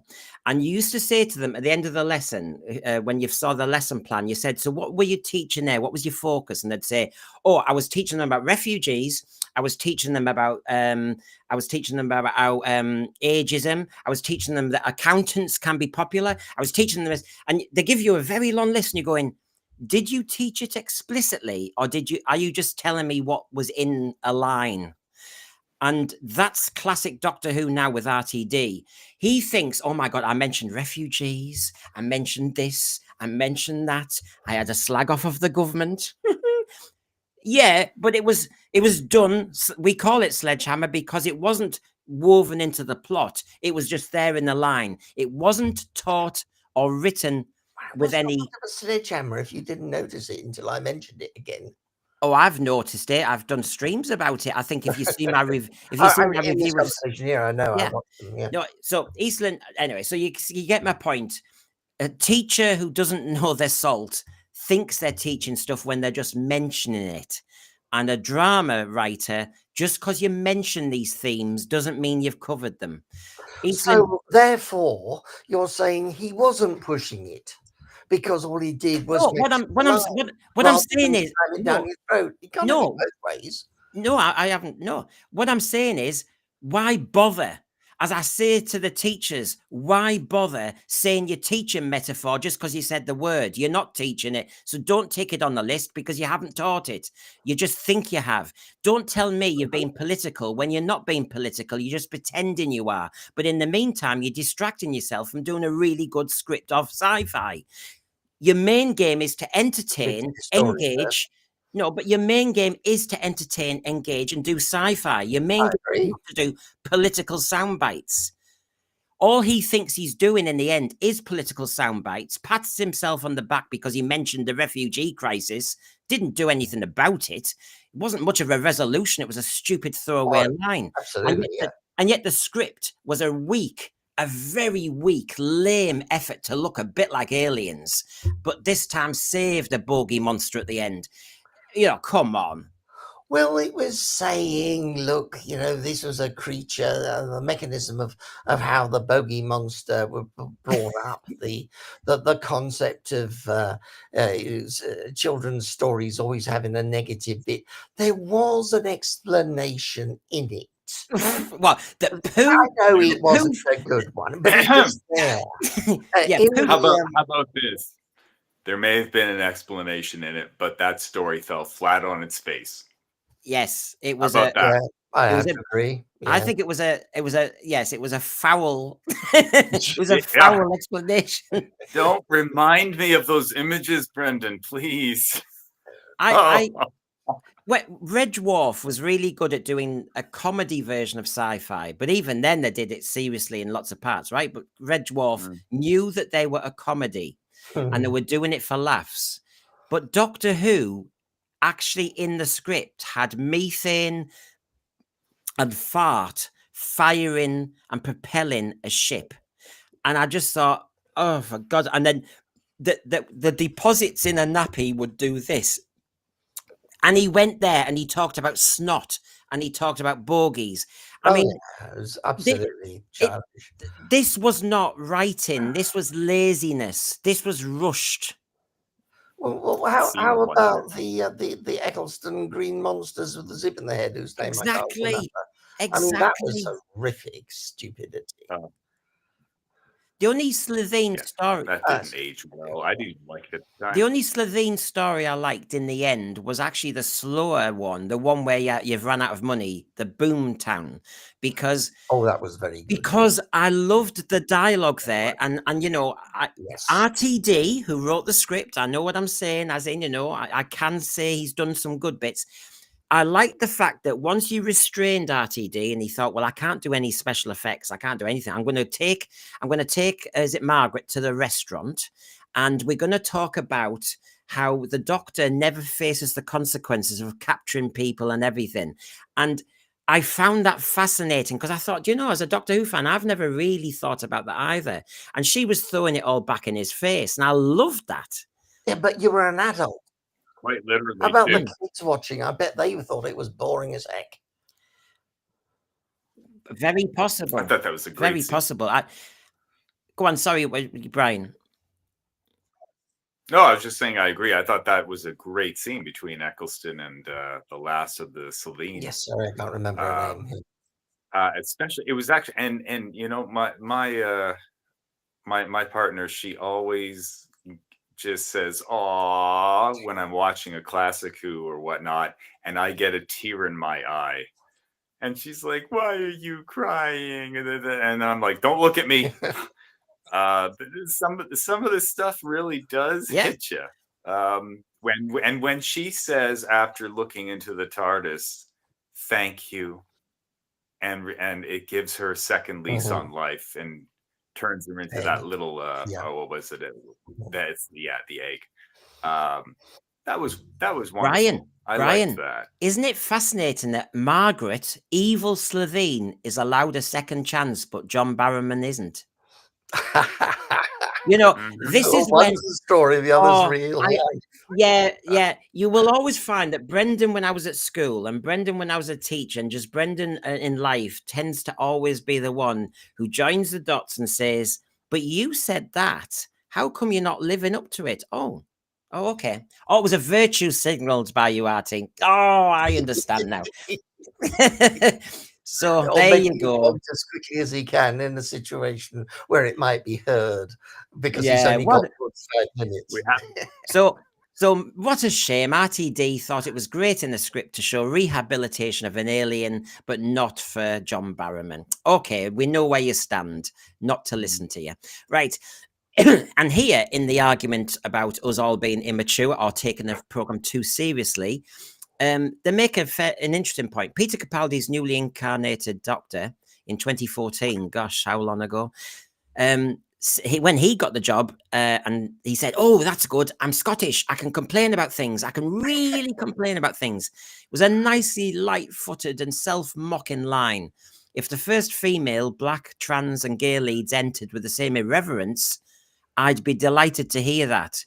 And I think they're onto something here, which is because the nature of some program making now, the message has to be serious. Instead of, if he's going to be a gay doctor, I'm not really wanting him to be a gay doctor, but I think we've already gone there. Brendan, you'll have to get with the script. The point is, should we just not be very pious about it and just kind of let him get on with it? Because Captain Jack was omnisexual, wasn't he, when he was on? That was like, that was you go for any species. Yes, it was very flippant, wasn't it? It wasn't saying it's very complicated because, and the line that he was the face of bone, the line that he couldn't die. Now, you can watch Mordrin Undead. You can watch loads of our stories about immortality and how it's a curse. But it was done lightly. And I think this is the issue sometimes, that if you had your Jodie Whittaker now, some of the lines, because she didn't just say fam, she did make points about men, and you thought, oh no, it's unnecessary. And look at the Star Beast. Never mind Beep the Meep. The female presenting Time Lord bit was trying to say this is a serious program, trying to make a serious message about women emancipation and women having a voice. And you're going, yeah, but you're silencing men. What the hell are you doing? It's balancing. Yeah, it's out of kilter. So it mentions the Peter Capaldi, and then they say, I ceased noticing the show once my kids stopped putting it on. Aha. People make their own choices, and facing up to reality has drawbacks, but the BBC once defended the idea that maturity was desirable. Today, it offers a view of life in which intellectual seriousness is belittled as pretentious fraud. And here's my other point, lads. I have to agree with that completely. Yeah. Yes. Well, but this is what I mean. We as Doctor Who fans are saying, can we please have some science fiction back, please? And my argument, and a lot of people's, has been it's gone a bit soapy. So can I just say, is this because it's the dumbing down of our popular culture, the dumbing down of scripts, the dumbing down of entertainment? I always go back to, as you know, Genesis of the Daleks when I was about 6, and the language was so rich and challenging, and the concepts. I mean, when you talk about Boomtown, would it have been boring to watch? When you watch 6 parts of Genesis of the Daleks, there were parts when Davros in a wheelchair is talking to Nida about his Machiavellian plans. How is that apparently what me as a bloodthirsty little 6-year-old wanted? It was enthralling because he was such a devious little rat. That's why he's absolutely amazing. I don't know if a 6-year-old would notice that. Well, how come I wanted to learn? It was brilliant. Well, I did. I did because I wanted to learn.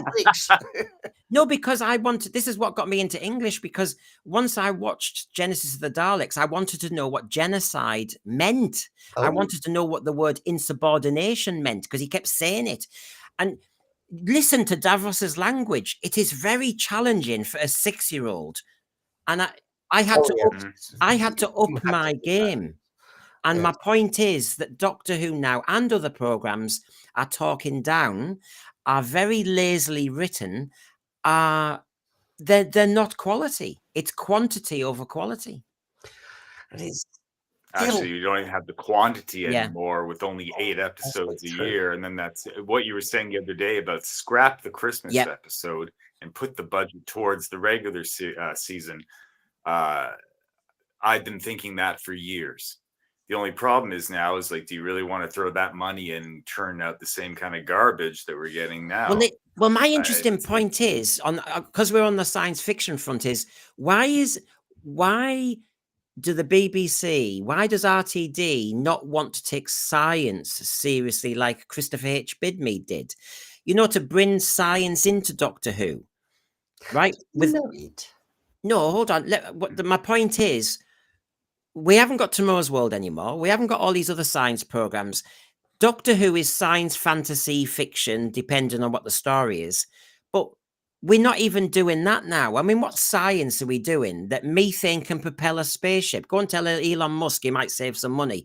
I mean, honestly, they do use methane to I know, but you know what I'm saying.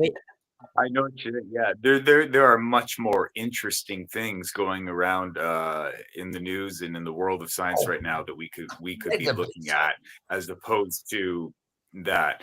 They're doing experiments with antimatter. That was a while ago, actually, where scientists said they had actually created a particle of not just like a proton of hydrogen antimatter, and it existed for, we're not talking nanoseconds, we're talking way smaller than that. Oh no, but they managed to get it long as well.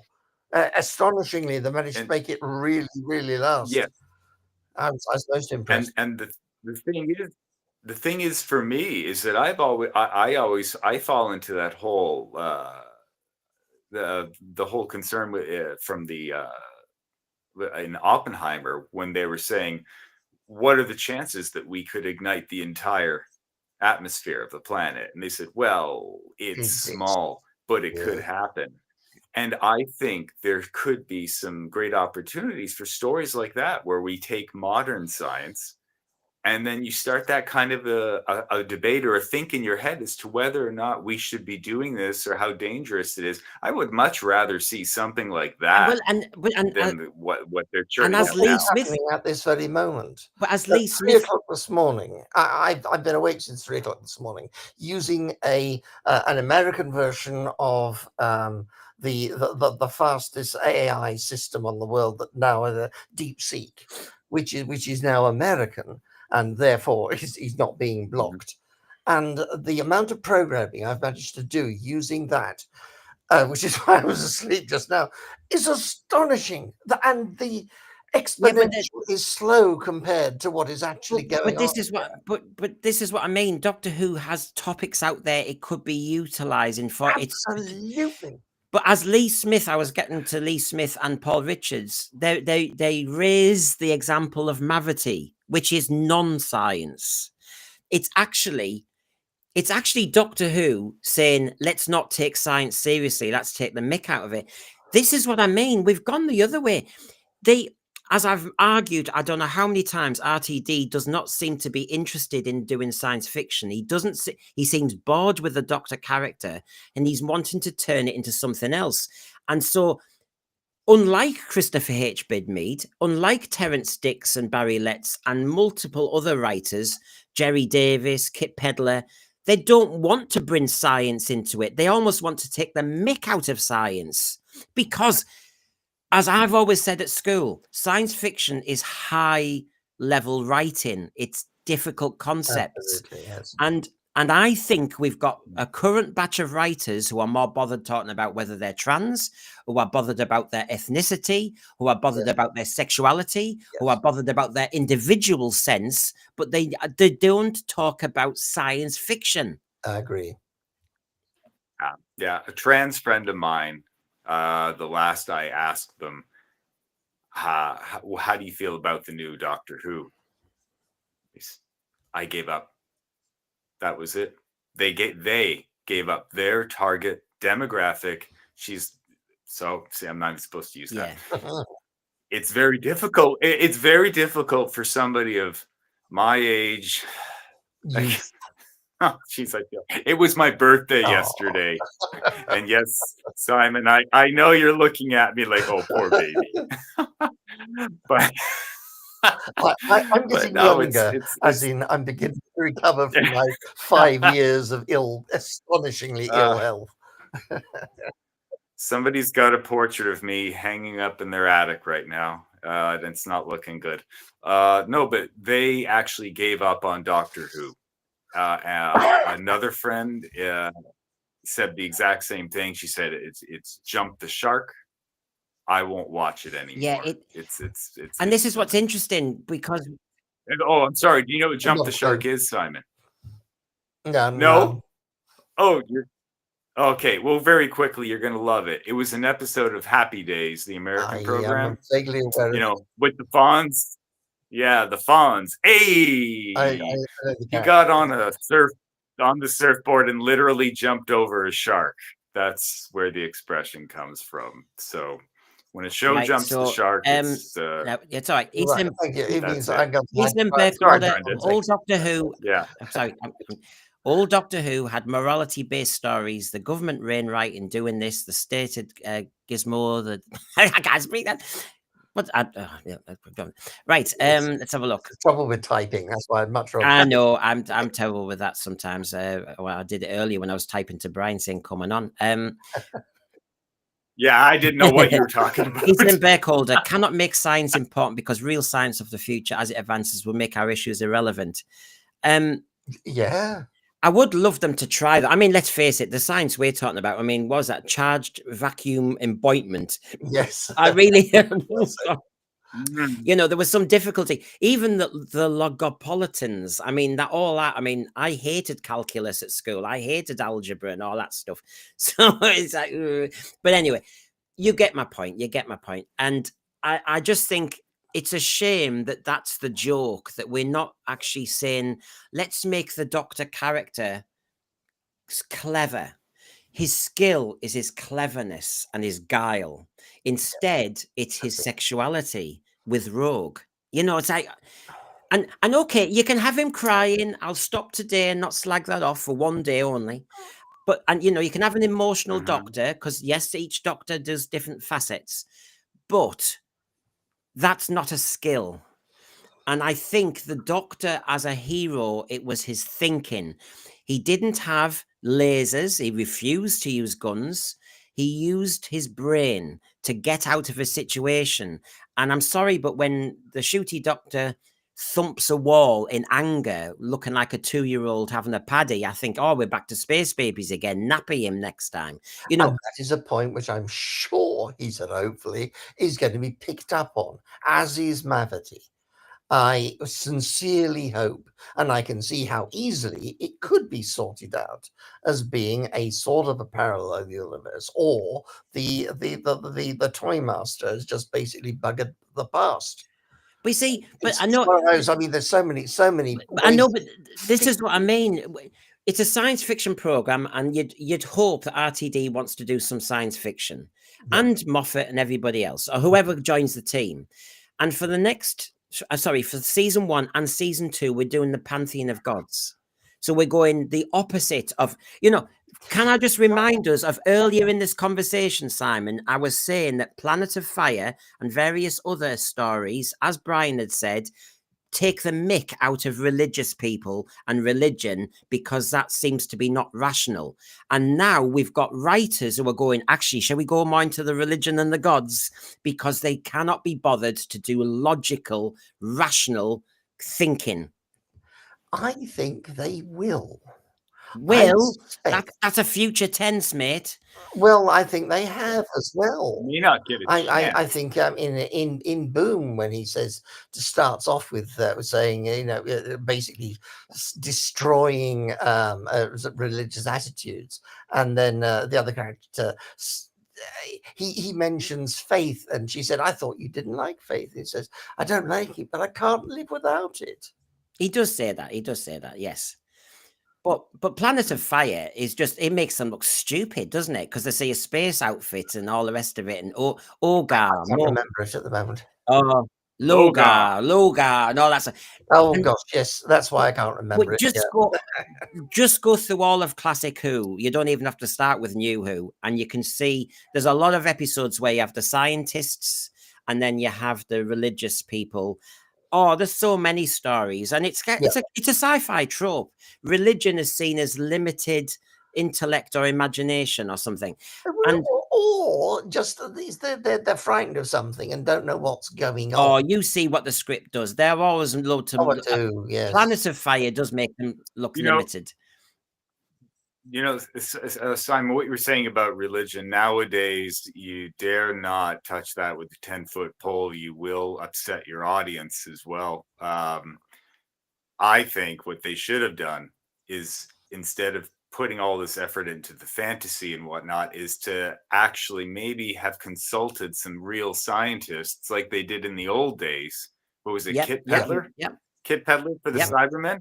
Yeah, they could have talked to, they could have put together just a little a pool of scientists Yes, to it would talk not be to Do you them know? about ideas and what's the latest in the world how today, much. and There's what astonishing amount. I thought. We are about, I'm pretty damn sure, going to hit the singularity. I mean, within my lifetime, we're going to be at a position where it's impossible for anybody to have a clue what's going to happen next, because things are exponentially growing on top of exponential growth, and they're all coming together. Each one is Nuclear world fusion changing. is a So big we've Glue one. got, the whole lot we've together. got, so we've Oh got, my so we've word, it's astonishing. right. So I'll bring in the thread because they bless them. They're trying hard to be noticed. Paul Richards in the Demons.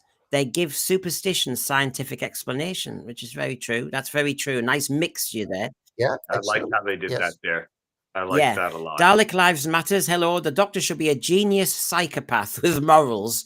One hand dipped in universal truth, one hand dipped in blood. Oh, Oh, God. yeah. Oh, it reminds Can't me. see it. Yes. But yeah, what I will say, Dalek Lives Matters, is it's about time Doctor Who went darker. That is definite. Absolutely. Yeah, I think everybody who's been on this as a panel, comments down below, everybody seems to agree it should just go dark. It doesn't need to go as dark Get as the things scares like Torchwood did when it was doing. No, that was I mean, over the top. Stranger nasty. Things. Oh, no. Stranger Things is a great Yes. example of a show that's Yeah. gone dark. Yeah, and Of Well, a dark Lily, show. Lily Shambles, maybe her buns have gone dark and burnt because she says, I want to say a big thank you to Brendan and the team for putting on this enjoyable show and buggering up my baking door. So maybe we've wrecked it. Or Yeah. go and have a check. Oh no, you're not like the Bertie Bassett monster in Happiness Patrol, are you, Lily? You might melt. I don't know. Just be careful. Oh gosh, our toaster Are you- melted recently. Lily, are you like Right. those? Can you remember the cannibals in Paradise Towers? Oh, would you like a cake? You remember? And there's Bonnie Lanford. Right. Yeah, but I couldn't take that No, I didn't. seriously, It seemed though. theatrical to me. No, that was the problem, because if they'd done that during the Tom Baker era, it would have been done differently, and it actually could have been kind of Yeah. creepy. Now, the last thing. But The it last thing about wasn't. this article, so I'm going to show you something interesting with the ratings in a minute, is that they make a point about, say, Top Gear. Good stuff, Top Gear. It turned out, even though it wasn't made for my children, it was accessible because it had no pretension to seriousness, only a desire to entertain. And I think that's the point. I think Doctor Who, the people who are making Doctor Who are really way above their ability. They think their reach or their power or their impact is much more important than it actually is. I think they're trying to please too many people simultaneously and falling short of all of them. Therefore, have a I lot think of work to try. I think, Simon, you have just defined failure. That's what you've just done. It could be, but you can fail, but have been working really, really Oh, hard. yeah. Look, yeah. As parents and teachers, we would say it's always worth the effort. But I'm sorry, but this man is making an awful lot of money on this little effort that's failing. Now, talking I about, was aware of that. I'm So, using the word failure, and here's the ratings overall, just to remind ourselves of this program. So you can see there, you've got the audience appreciation figures, you've got the overnights where it says ON, the +7s, the consolidated at +28. Take it how you want. Now, I want to show you something, lads, because I'm sure with this stream and many others, you know these figures quite well. Let me just remind you, RTD, when he was at the top of his game, season 4, where you've got, I mean, take your pick. Midnight, Journey's End, Stolen Earth, Turn Left, Fires of Pompeii. Just take a look at that. All of them are what? 88, 89, 91 audience appreciation. Remember, Christmas, if I just show you again, our Christmas episode, 76. Rogue, 77. Way below, right? I'm going the wrong way because I'm clicking the wrong button. Honestly, if you just take a look at this, RTD has lost his ability to know what the zeitgeist is. Well, the zeitgeist Agreed. did not have the internet back then. There were not programs like this, 5 or 6 a week, sometimes 2 a day, pouring scorn on colossal works which could be considered works of art if there was nothing else that was better than it sitting around. Simon, the work is massive. Simon, you seem to be challenging what I call critical thinking, which is we are no longer a 1970s passive audience who sits there going, oh, isn't television, that magic box in the corner, so amazing?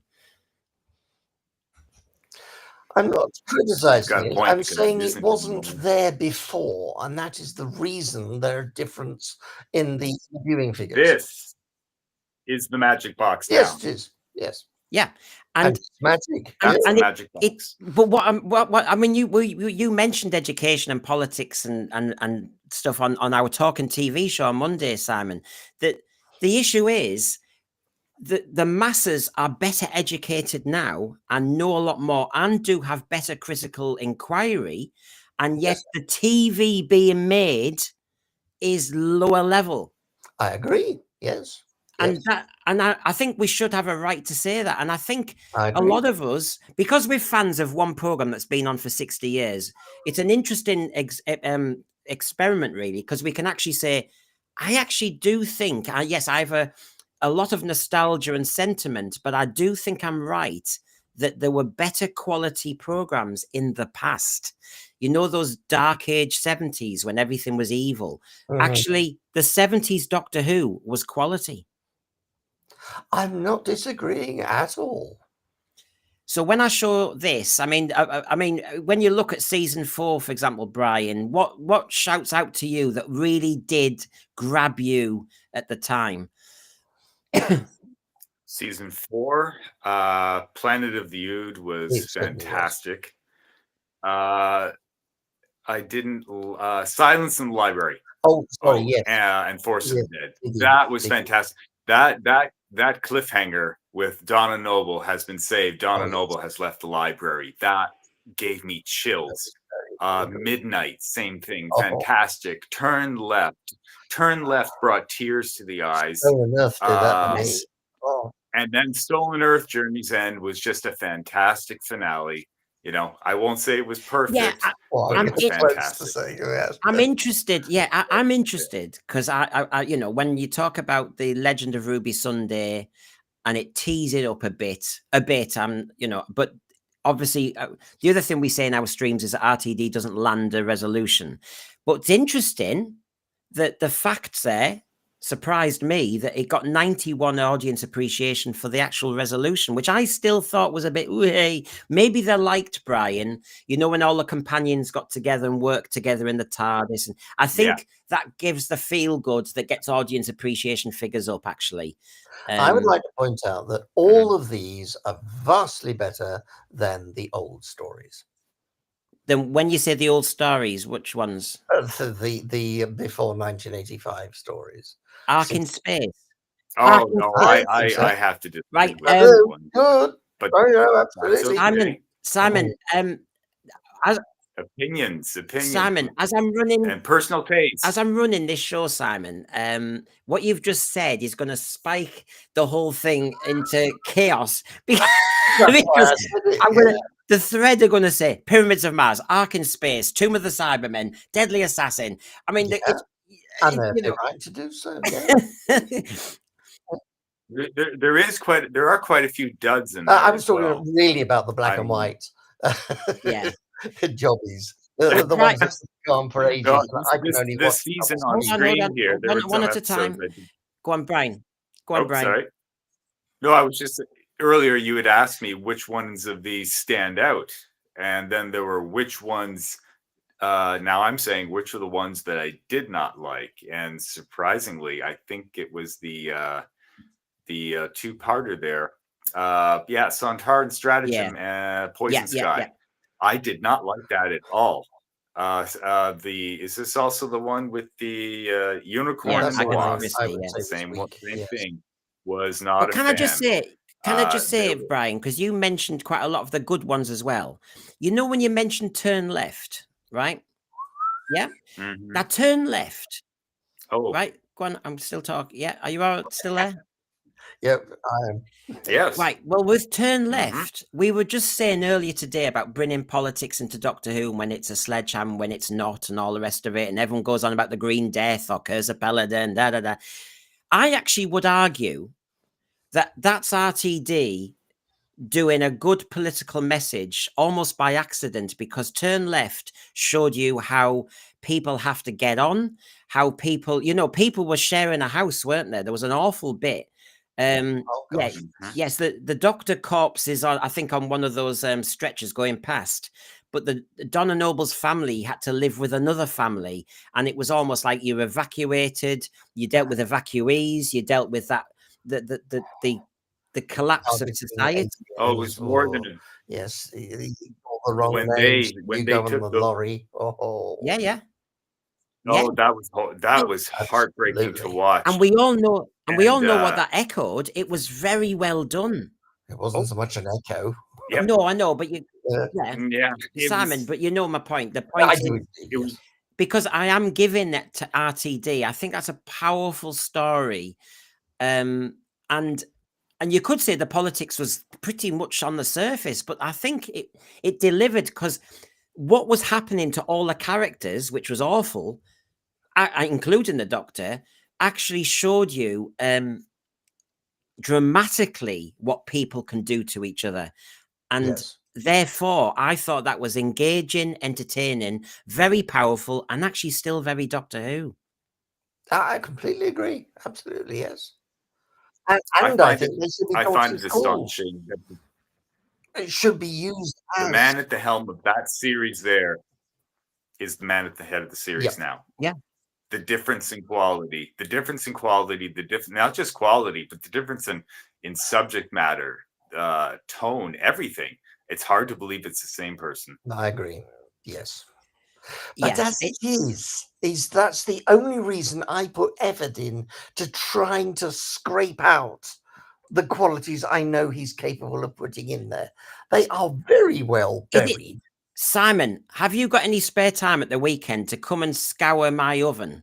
Because you've obviously got time to clean out these things. I might as well put you to some use. I mean, honestly, I know you're doing a sterling effort, but is RTD paying you by any chance? I mean, I was just pointing out that they had to put a lot of work in to show that he still has got some effort there. I do not want to put the work in. I think our debating and our argument always holds better water, let's be honest, because clearly I'm not saying RTD can't write, because I'm just showing a slide there where we are all praising when he got it right. And that's the point. And that's the lament, really. Excuse me. Eastern Burkholder suggest a backstory. They had a population explosion and too few resources, and show an odd policy the government is enforcing here. Trust the reader, viewer. Go on, Brian. You were going to say. Good plot. Oh, it's just, well, I was just, I think it's kind of funny that with all that's been going on with Doctor Who over the last year and now with the new season, when the episode is over, I might twiddle my thumbs and just say, you know what? I want to watch It's a Sin now. I'd rather Yes. watch that. But I think that's what Philip Morris said on our program a few weeks ago. He said, because he corrected me because I overspoke slightly. I get excitable. And he said, Brendan, you've just said he's a good writer, which I do think RTD is a good writer of It's a Sin, of Queer as Folk. But he said, but he's not a good writer of family drama. And I actually thought that is a difference. Yes. I've not watched Hard It's to a Sin or Queer as Folk. So helping, because interest obviously me, I won't go there. It might be brilliant. Don't care really. There's other stuff I'm more interested in because it's got science fiction in. I like science fiction. yeah. Well, unless we're being fair. I mean, on that season 4, I have to say, I've said it a few times. The Stolen Earth as just almost like Buck Rogers, Flash Gordon's space opera. That episode just gives me so much pleasure of Oh, going, this is when Doctor Who, for almost every second, has an interesting scene. The Shadow Proclamation, great effect. The disappearing Milky Way and universe. The excitement of the Donna and David Tennant in the TARDIS on their game. Some great little effects. I mean, the TARDIS kind of flickering through the universe when there's all them kind of sound waves is not a brilliant effect. But I love the music and I love the vibe, and it's so exciting. And they've got actors. Michael, you know, what's his name? Michael Brandon, is it? Who's in it for seconds as the unit bloke in New York or wherever, before they all get exterminated. You get lovely lines when our beautiful was it Richard Dawkins who was in there? Penelope On the news clip, it's empirical fact. The stars have moved. We have moved. And I was just like, I love that guy. And I love that he's married to Romana. And then you had the lovely, this is RTD listening to the fans for once, his Christmas invasion ending of Penelope Wilton's Prime Minister. Oh, none of us liked it, really. It was awful. It was cruel. It was the Doctor being cruel. But then he did a brilliant retrieval, and in Stolen Earth, he lets her have that amazing subwave network, and she gets that really brave moment when she faces 3 Daleks in a death squad, and she goes, you don't know who we are, you know, she's human race. And then, by the way, I'm ex-Prime Minister. That will be your down. Oh, loved it. That, you see, that's RTD. He wrote that. That's fab. It's fun. It's space opera, not soap opera. It's making me like the characters, and they've retrieved themselves. And that subwave network, I know you can't do it again, and sometimes they do that. They had a subwave network really with the sound of the drums a bit, didn't they? Really, when everybody was doing their mobile phones and all that stuff, and the Space Jesus bit. But I did like that subwave network as a way to join Torchwood, Sarah Jane, everybody together. It was a lovely moment, and I can see why the AI was therefore high. But yeah, and as far as the modern series goes now, I don't want to see former companions coming back. I don't care. I don't care about former companions coming back. I don't care about former enemies coming back. Write original stuff, get new actors, and fix this thing. Because when they get these old companions back now, they are desperately trying to cling on to the older viewers who will say, "Oh, I'm going to tune in tonight because Ace is in it, or Tegan's in it." And it's so bad. I don't care. I'm not going to watch it. That's how I feel. That's how I feel. And I'm sure there's others out there who feel Brian, like I think what you're saying is it's been done now. It was maybe done well, but not again. Please, not again. Yeah, even multi-doctor stories. Yes, I'm tired of I them. agree. It's been done. And I have to say, I don't think it's going to make sense now, because obviously it was a bit difficult with the first Doctor because, well, number one, he was ill, and then the second time he wasn't alive. So they tried to replace him, but you had 5 doctors in the room, the first 5. But now what you're going to do, have Doctor number 7, not Doctor number 2. It's going to be like on a boat in Lake when they call the boats back. Boat number 7, your time is up. Boat number 22, Doctor number 5. Oh, no, it's a mess. Don't do it. Now, what I've got in the screen now, Simon and Brian, are the, should we call them the wilderness years? It was Jodie Whittaker, Chris Chibnall, and then it was going into the specials at the top there. And you can see, if you were Russell T Davies, who knew what he was doing, he was coming back. I mean, take the Power of the Doctor out for a second, because obviously the AI went up a bit because you had old doctors in it and everything, and a regeneration. But Legend of the Sea Devils, look at Flux, and you've got to say this show was limping. This show was struggling. And of course, his job, his task, was to obviously resurrect Doctor Who.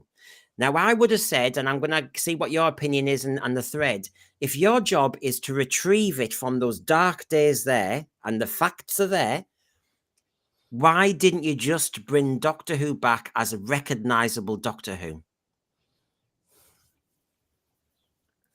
The silence is terrifying. Yeah. Oh, I was waiting for Thread to pop up. All right. Well, I'll continue then with my answer. Then, I mean, the thing is, so the point is, I mean, so I'll answer my own question then. So, I've done that in class sometimes. You do the big build up. The class just look at you. So, basically, he's failed. He has to. You have to say, as the definition, he's failed to retrieve the situation. He had one job, and I'm sure the BBC and Disney thought, yes, it was a bit bad. We've got rid of Georgie. We've got rid of Chris Chibnall. Back to a male doctor. Back to this. Back to that. Bring back RTD. And he has dabbled and messed around, and he hasn't. And going fantasy and making it a very emotional doctor and deciding that the first season of a normal doctor back to good old brand Doctor Who is going to be a doctor who just helps his companion find a man. What the hell is that going to do with sci-fi? I think he's failed. Well, the BBC failed too by making the grave error of giving him full creative control. Oh, you must have an editorial controller overviewing under all circumstances. No, but I mean full. He has full control of where the show is going, everything, and that was the stupidest thing they could have done. I must say there are lots of stuff I really enjoyed in this season. Which one? So, all of them. Each one of those, there was some good stuff in there that I liked. Oh my god! Yeah, I didn't have to dig as hard as I have to now. What? Right. Okay then. Peter Harrington, he's just said it, and I'll throw it up. So in Flux, then, a Sontaran eating a Mars bar in a corner shop. Oh. Yes, I laughed, but it was, that was a Strax moment. That was it was way to go, wrong. Peter. Yeah, it was just funny. It was what a warlike species has turned into. It's a bit like the Cybermen when I was mentioning Silver Nemesis the other day. And I know Jerry Davis introduced it, and he's one of the original, writers of the Cybermen. But the gold flaw has become too much of a flaw. And if Cybermen were worth their salt, they would have designed that flaw away. And I do think a good Doctor Who writer now will make, like the Daleks can now climb the stairs. Yeah. Yep. They've rectified that. Well, I would like a Cyberman story when the Cybermen somebody puts gold there and it goes, nah. No. I really thought that had happened. I've got a feeling that it has, and I don't know why or where from, but I will be fair and say, if you go back in time and watch the classic series, how many times did they say, or Peter Davison said, unfortunately, they don't need air. And then he just starts going on about gold being the perfect non-corrodable metal, gets in their chest plate, and then it suffocates them. And it's like, you just said in the last episode, unfortunately, Cybermen don't need air. Yeah, no, it's true. To be just a metaphor. So and no, I mean, he meant literally that Simon, they didn't need air. That was the argument. Brian, would shutting them out the airlock kill them? And he said, no, they don't need air. Well, Brian, when we've done a few reviews, I do try and force that objectivity on us that we judge classic Who just as we would judge it now with new Who, because yes, there will be inconsistencies and sillinesses as well. And if you're judging it, we've got to be fair, because yes, if we slate something in Flux, but can I just say, Simon, they're throwing it back at you here in a nice way. They're giving you examples. So Paul Richards says, well, you had the comedy Sontarans, and then you had the lesbian comedy Silurians. Doctor Who is not taking its monsters seriously. It's undermining everything. I don't think the Daleks should be having hybrids. I don't think the Daleks should be having emotional traumas. Do you remember the marvelous scenes of the Daleks getting the human factor and wandering around saying why? Yes, that was gorgeous, and that was 60 years ago. It was good. But it was good, Simon, but it was done in the 60s. Evil of the Daleks. It doesn't need to be done again. You know, it's done. It's been Not done. many people were alive but back it then, has so been done it's acceptable to do it again. You can It has bring been done again. Greek tragedies back. No, I know, but go on, Brian. Go on, Brian. Tell us your example. Well, I'm just trying to remember the name of the episode. It was that Dalek who said, "I have seen all we have done." What was it? Was it Dalek Karn? Yeah. I can't Yeah, remember he was who mad, it was. wasn't he? Yeah, and they said, "I saw every." Oh, yes, at the very end of at Journey's End, and he just said, "And I decreed no more." Like that, Dalek decided what we're doing is wrong. Yeah. So yeah, they actually did bring that back. Every once in a while, it's nice to see something like that. Well, here we go. Little bit. Look at this. Goes Look at against the this. trend. Call unit, not Torchwood. Doctor Who has become the modern equivalent of the campy 60s Batman and Robin TV show. Agreed. Yes. Agreed. I Yeah, really like the Kemp and Batman and Robin. What he's saying there is it's gone a bit cartoon comic strip. And it's ironic because we started this iteration with Star Beast, and it does feel like it's sound bites. It's one or two moments. And I was saying the other day when RTD, I think it was in my saloon show on Sunday night at 11, if anyone didn't catch it, I was talking about what he'd said in his production diary notes about season 2. And as usual, you use loads of superlatives. It's going to be madder, wilder, bigger. It's going to be, oh my God. Yeah, he does say that all the time. But actually, when you look at where we are now, because we've had season 1, we know what he means when he says madder. What he means is there'll be some camp. He says there's songs in it. He tells you what's coming up. And you realize that, as you've just said, call unit, not Torchwood, a song and dance routine, break the fourth wall. You know, this is not taking Doctor Who seriously. It's as simple as turn the lights down, entrap your hero in a lighthouse, and just let everybody get scared. You do not need to. I mean, can you imagine Tom Baker and Leela in the lighthouse suddenly going, well, I know the Rutan's going to get us, but let's do a song and dance routine on the stairs. What? Yeah. Honestly. We're going to sing to the Rutan to buy time. Right, okay. Under the sea.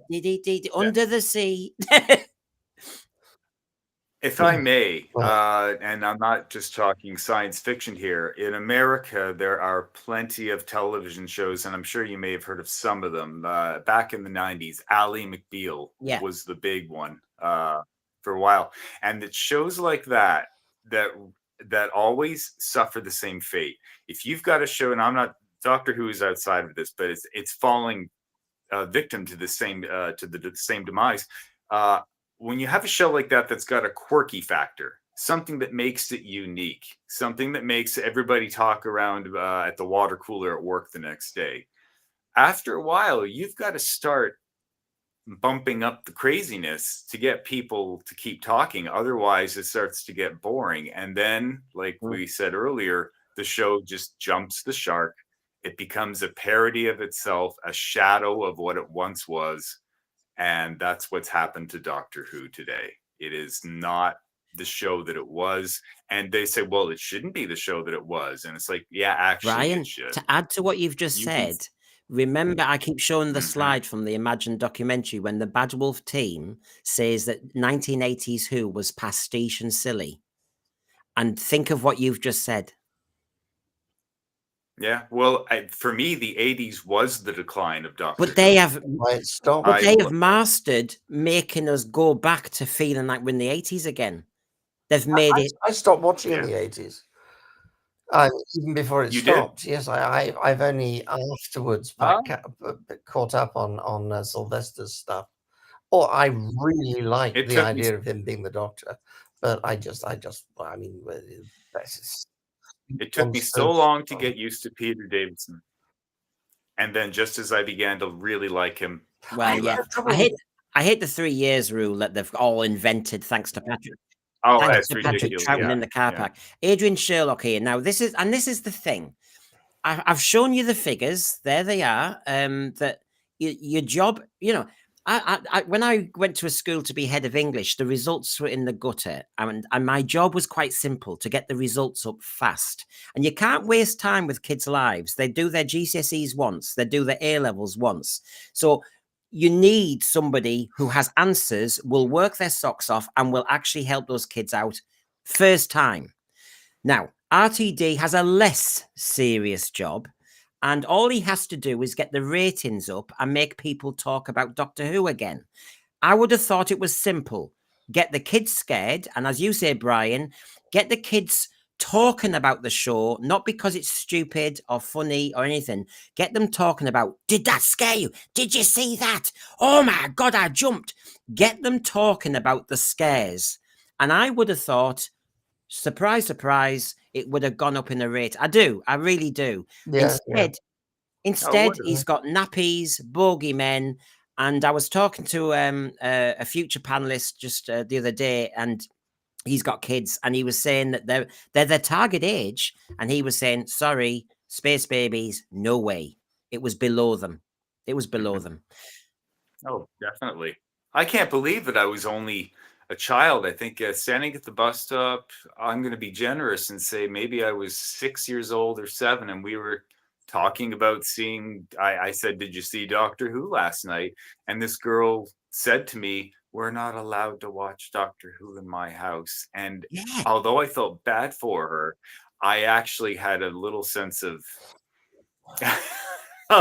aren't I lucky because I get to see this stuff. It was really a magical time to be a child and watch that kind of Doctor Who and get genuinely and every scared. Parent knows this, that when your kid is crying or upset or stressed about school or life or bullying or something, you know, mental health issues, as RTD dismisses them as this umbrella concept. When people are facing life's issues, right, as a kid, parents know and teachers know, if they're any decent, that what you do is you can't sit them down and explain how life's going to be better when they're still upset. What you do is you distract them. Now, Doctor Who is one of those programs where, right, I might be getting bullied. I might be having problems with my sexuality. I might be just having a hard, horrible time as this little kid. I watch Doctor Who, I get scared to death, and all I'm bothered about is what's going to happen next and how is he going to get out of it. And I'm distracted and my imagination's fired up. As we teach kids, and if you really do teach kids properly, their problems will not go away. Let's be truthful. But you can distract yourself. And Doctor Who was one of the best programs, I think, for kids to go, do you know what? He faced a problem there, or his companion did, and I'm enjoying that, and then I'll get back to mine on Monday. It was something like that.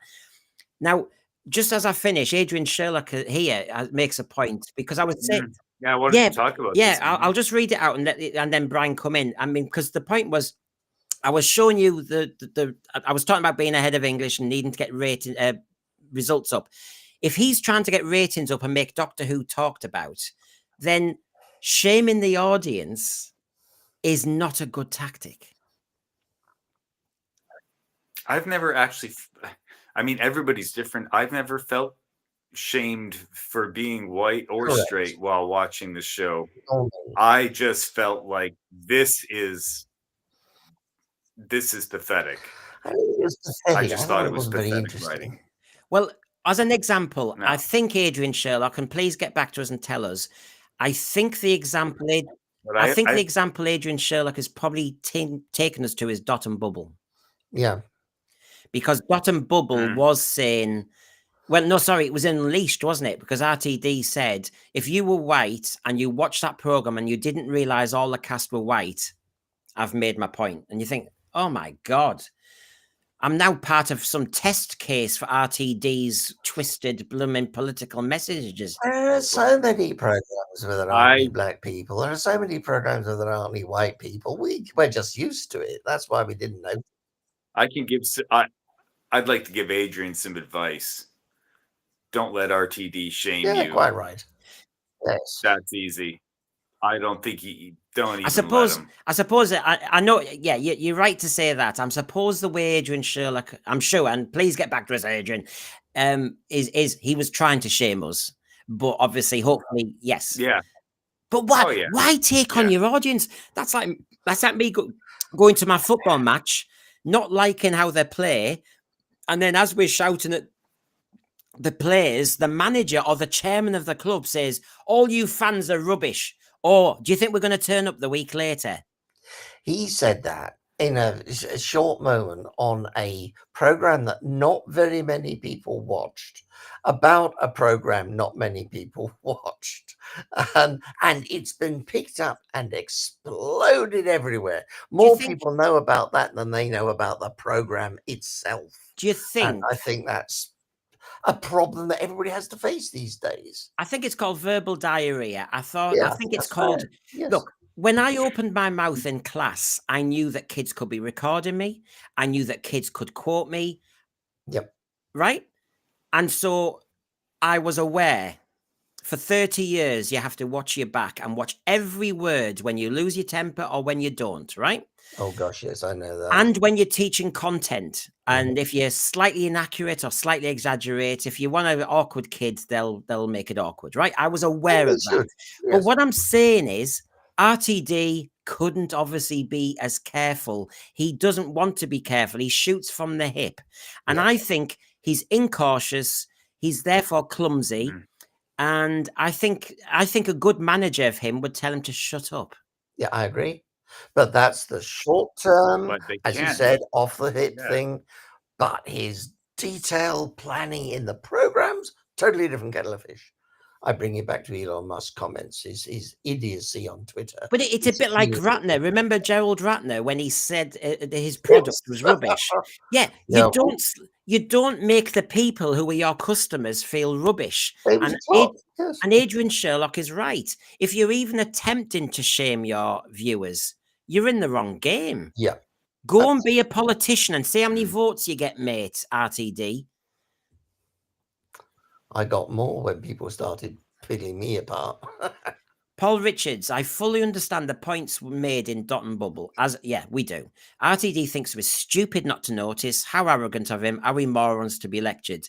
Well, there's a season 2 episode, I think, where everybody's going to be ethnic.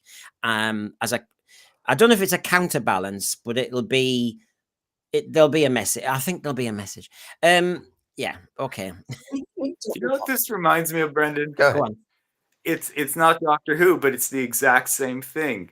The comedian Bill Burr does a segment on why you can't hit a woman. Okay, I know it sounds terrible, but when you watch the segment, it is actually very clever. It is very well done. And when it starts off, he had said that why are we seeing all these PSAs on TV for how it's not right to hit a woman and abuse a woman. And then he says, oh, it's probably because all the guys out there are going, oh, wait, I didn't get the memo. Oh, I'm sorry, baby. Oopsie doopsie. Let me help you up. And that's what he's doing. He's preaching to the choir.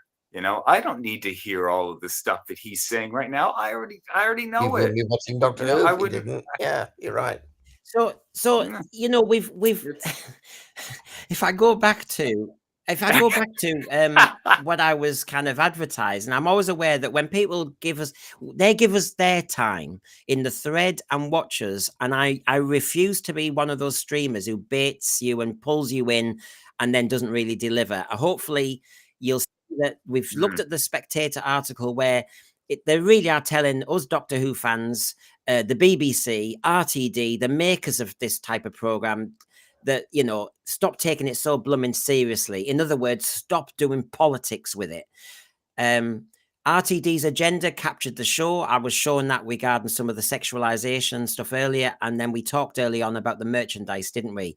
But the thread, as usual, you run the show and you're saying some interesting things now. As I say every time, if the analogy is allowed, and I'm not trying to be insulting since I used to be a teacher, what I'm saying is you're like, I'm going to stop calling you the thread. You'll be in my classroom. And what we've got here is they're starting now to kind of just ask questions and do various things to stop me going away. Geraint Williams, Dot and Bubble would have worked better if Ricky September survived and became the racist team leader, having just rewatched it. Geraint Williams, it's interesting that Ricky September was the hero in that story, actually, and it's a shame. The Doctor wasn't. Ricky September was. Certainly, yes. Yes. And it was, yes. and it was just, I didn't know why, you know, good. You know, Dot and Bubble would have worked if she let him save her. But I mean, because there would be some kind of a resolution. It's like, you know what? Maybe there's hope. And instead, they just turned it into this vile racism that goes so deep. It's like, I'd rather die than have Lee you Smith's help me. asking the question that I suppose everyone's asking, because it's the Bigenerates and it's normally sold as Brendan and Brandon.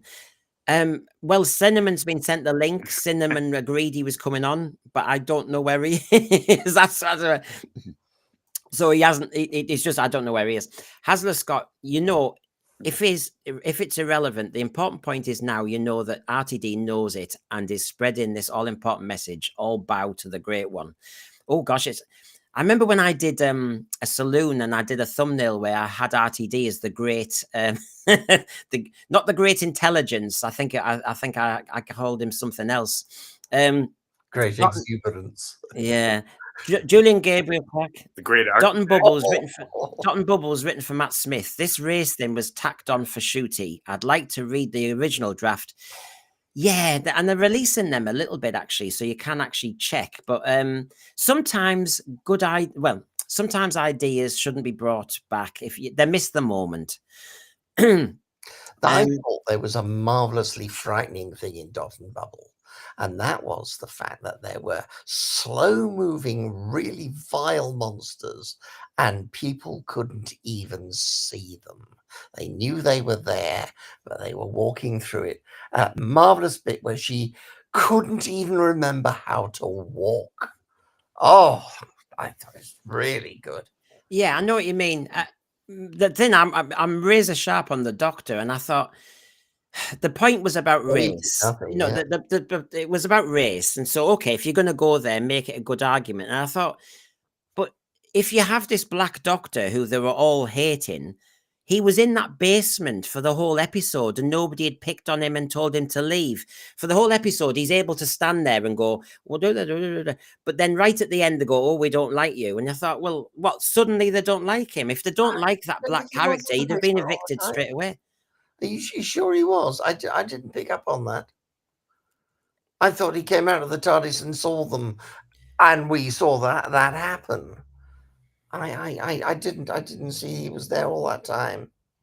I don't know. Well, that's how, because they're in that kind of basement thing, weren't they? They were, yeah, but he wasn't. Because they were going down there. The whole process was escaping to find the way out. They didn't know where the way out was. That was only discovered at the end of the show. So we've really covered the angles there. The class have stopped messing on now. Any more questions before it's lunchtime? Everybody in the classroom with Thread. But they've had lunch. Yeah, they've had. So right. You know the score on Friday. It's a double bill at 11 a.m. It's to get the Aussies on. 11 a.m. we are live and we obviously do our Doctor Who detox. And obviously at 7 p.m. it's me and the Queen of the Woke, Rachel, and we'll do that was the week that was woke. And of course then we'll have our Sunday live as well. Thanks for joining us. I mean, it's been very busy again. I sometimes wonder what's left in the Doctor Who world, but I think we all do have a lot more to say, don't we? I'll try and promise to do a detox on Friday, where we detox. Eastlyn, to keep it good, great premise misused. Make the Williams the computer behind the dots and bubbles. The slugs are just auto clean up like a washing machine at a laundromat. and then Geraint Williams, my initial reaction to Dot and Bubble was it was class discrimination, not colour. There was that as well. No, that was true. That was true. It was there was a lot of there were a lot of areas he could have gone into and done it better. I also think if you had more longer. Yeah, if you had more episodes, because the fact that they didn't see their parents on the other planet and everything, there were loads of different concepts going on that could have been looked at. You know, yeah, I don't know. That's the sort of thing I dig for and get pleasure from, but you had to dig to find it. A decent episode, it's there. Well, Right, as Lee Smith says, roll on Friday. Let me have a lovely Thursday first. But thank you, everybody. Let's just remind ourselves a second. I like to do this because it just makes me feel better for a second. Hopefully you don't see us as indulgent. But this, everybody, is what Doctor Who I think should be.